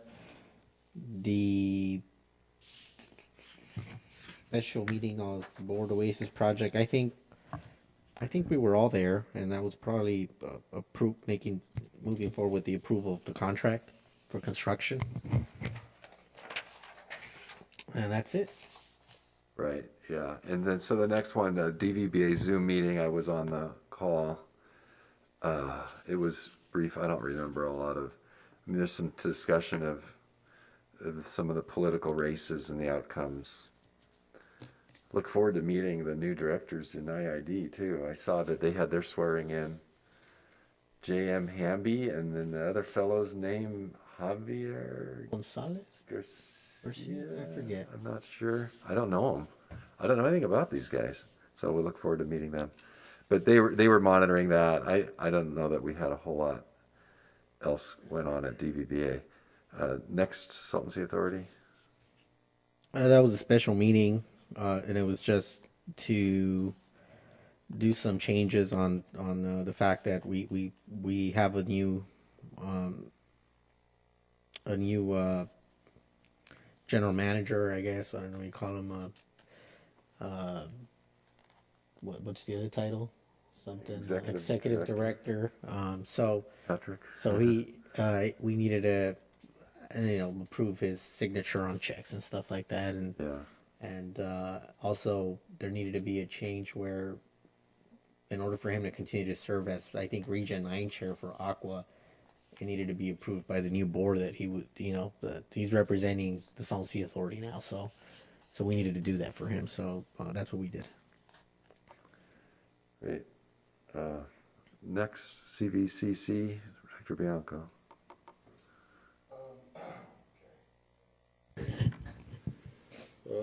They bought 3 tax default parcels in the western Coachella Valley, and changing the fence. We're still working on the fence. There's going to be some, for the bighorn sheep, there needs to be an approval from PGA request that will be happening soon. We had the board study session on the 17th. We were all present, so we don't need to give reports on that. CVILC on the 18th by Zoom. A lot going on with CVILC. We brought on officially our executive director, Perry Klassen. I think that's the right name. I hope I'm remembering the right guy. And he seemed good. He's doing this in a couple of other regions. It's just becoming a big administrative expense now per acre just to keep this this coalition going. And of course, we need that as required by the state again. And I think one of the real challenges for that group is to figure out how to get more acres into the program, so people aren't just sitting on the sidelines waiting to get caught. And then if there's no penalty beyond what you would have paid if you'd been a member, what's to incentivize them to join now? So there's a real challenge there. But that would really help share the cost if we got more acres in. November 18th, Golf and Water Task Force. Update of the Coachella Valley Water Management Plan we talked about. Talked about the conversion of non-potable water. Fairly short meeting before Thanksgiving. Next meeting is January. Thank you. December 1, we had, I don't think Estrada was on here. I was on this call with Jeff and Sylvia and Jim. Yeah, I didn't make it. Yeah, I didn't make it. Yeah, you made it. Just to go over sort of what to do and not to do in the interview that we had the next day with our candidates. And so then December 2nd, special board meeting interviewing our candidate. See the S on there, there's only one, for the Division I vacancy. And we were all there. Any others that we missed that we need to report on? President, I have a few. Okay. On 11/5, I don't know if you reported on this, but we had that meeting with Mr. Chandi and I think his daughter and their CFO or CEO in regards to our Avenue 66 project and some easement issues. And it looks like just to have a conversation about the impacts to just the overall area and how we can work together, which it looks like we're all going to work together, so I'm happy for that. Right. And then on the 10th, that was the meeting that I missed, that first meeting in November. I actually traveled that morning to Cadiz with the assembly member and some folks close to the governor's office to meet with Scott Slater, CEO, president of Cadiz. And so we spent the whole day out there touring the farm, trying to get a sense of the project, what Cadiz is all about, what they're trying to do. Heard a little bit about the bill that was passed at I think the last session, where I think they're now working on having a study put together to see the impacts of the aquifer. And I heard that that's Three Valleys Water District is helping them with that. Anyway, so it was good. I had never really, I hear a lot about Cadiz, but now I know where it's at and what it looks like and what it is and who some of the people are. And so I was, at least from that point of view, very, very, I really enjoyed it. I feel like I know what Cadiz is about a little bit more. So that's what I did that day. On the 18th, I had a Zoom meeting with Fish and Wildlife, the county, Natural Resources about the North Lake demonstration project. I think the Fish and Wildlife, they're working on doing their own environmental documentation, so they wanted to make sure that we were comfortable with the project description that they would be putting together, and so they just wanted to make sure we were okay with that. On the 30th, I had another Zoom meeting. This is just part of the recurring meetings that we're having with the Salton Sea Authority, the county, the state, Fish and Wildlife, natural resources, and just trying to finish the financial agreement with DWR so that we can move forward with those funds being put to use. And so that's what we did that day, just continuing to work on that financial agreement. And those are the meetings I had. Thank you. Director Bronca, do you have any? No. Director Nelson, did you have any additional meetings? No. All right, so do we have a motion to approve per diem for the meetings reported on? Make a motion to approve. I'll make a motion to approve. Oh, yes, you mean a second? President Powell? Uh-huh. Aye. Vice President Estrada? Aye. Director Bianco? Aye. And Director Nelson? I can't hear you. Director Nelson? Aye. That's the right answer. So, all right, so the per diem is approved 4-0. Staff reports, General Manager. Yes, sir. Just one update on COVID and then one announcement. Our COVID numbers, we have 36 recovered. We've got 3 positive, and we've got 8 direct contacts. So that's an increase in direct contacts from what I had yesterday at staff meeting. So this could be the beginning of our Thanksgiving surge. And then we've got 2 indirect. So right now we've got 11 off work. We're waiting for test results on those 8 direct contacts, and we're waiting on recovery of the 3 positives. But overall, I think we're still in pretty good shape. Thank you. As part of the announcement, as part of the package of agreements related to the Delta Conveyance Project taken at the board meeting on November 10th, one action was to adopt the new Design Construction Authority bylaws, which includes 2 new board members and 2 alternates from Class 8. That's the part of the State Water Contractors group that CVWD belongs to. Total board membership numbers were 7, so Class 8 would have a significant presence on this body. DCA, the Design Construction Authority, provides support for the permitting and construction-related activities for the Delta Conveyance Project, and I'm going to nominate Robert Chang as our candidate for the upcoming DCA board elections. We could, of course, put an I don't know that, is it open to electeds? It is open to electeds. So if any of you on the board have an interest in participating in this endeavor, please let me know. But I kind of felt that since Robert has been involved so far, it is pretty complicated and time-consuming responsibility that I would nominate him to act on your behalf in that forum, and we'll get periodic briefs to you whenever. I fully support Robert in that capacity. Robert, congratulations. We'll have a swearing in. Yeah, swearing in. Council comments, please. I will pass today, Mr. President. Do we have any departmental reports? No, sir. Fair enough. At this time, we will recess as a CVD. Huh? No, you're great.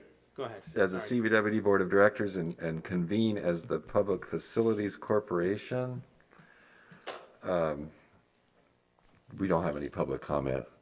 I mean, the only thing on here on the minutes was the minutes from the last meeting that we had, that we approved the other minutes from the meeting before.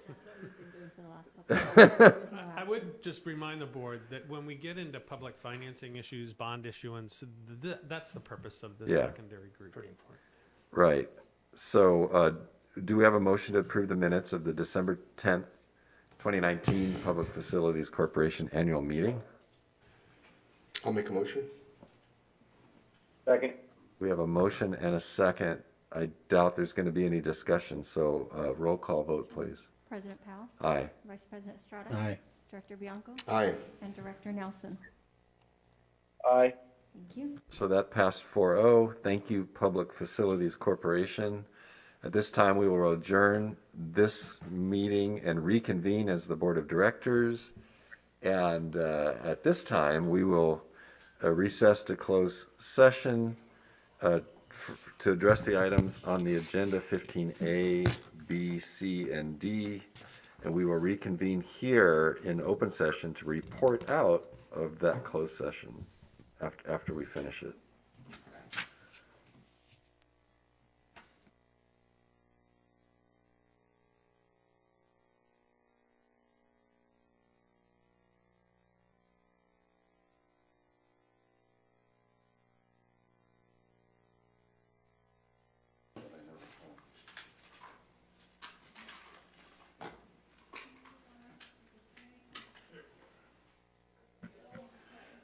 Good. Yeah, all right. So the regular meeting is reconvened. We do have reporting on items 15C and 15D that we have met and conferred with council, and that we did give council direction on those items. And that is all the reportable action. We do not have any further business before us, and hearing no objection, this meeting is adjourned. Almost 5 hours. Have a great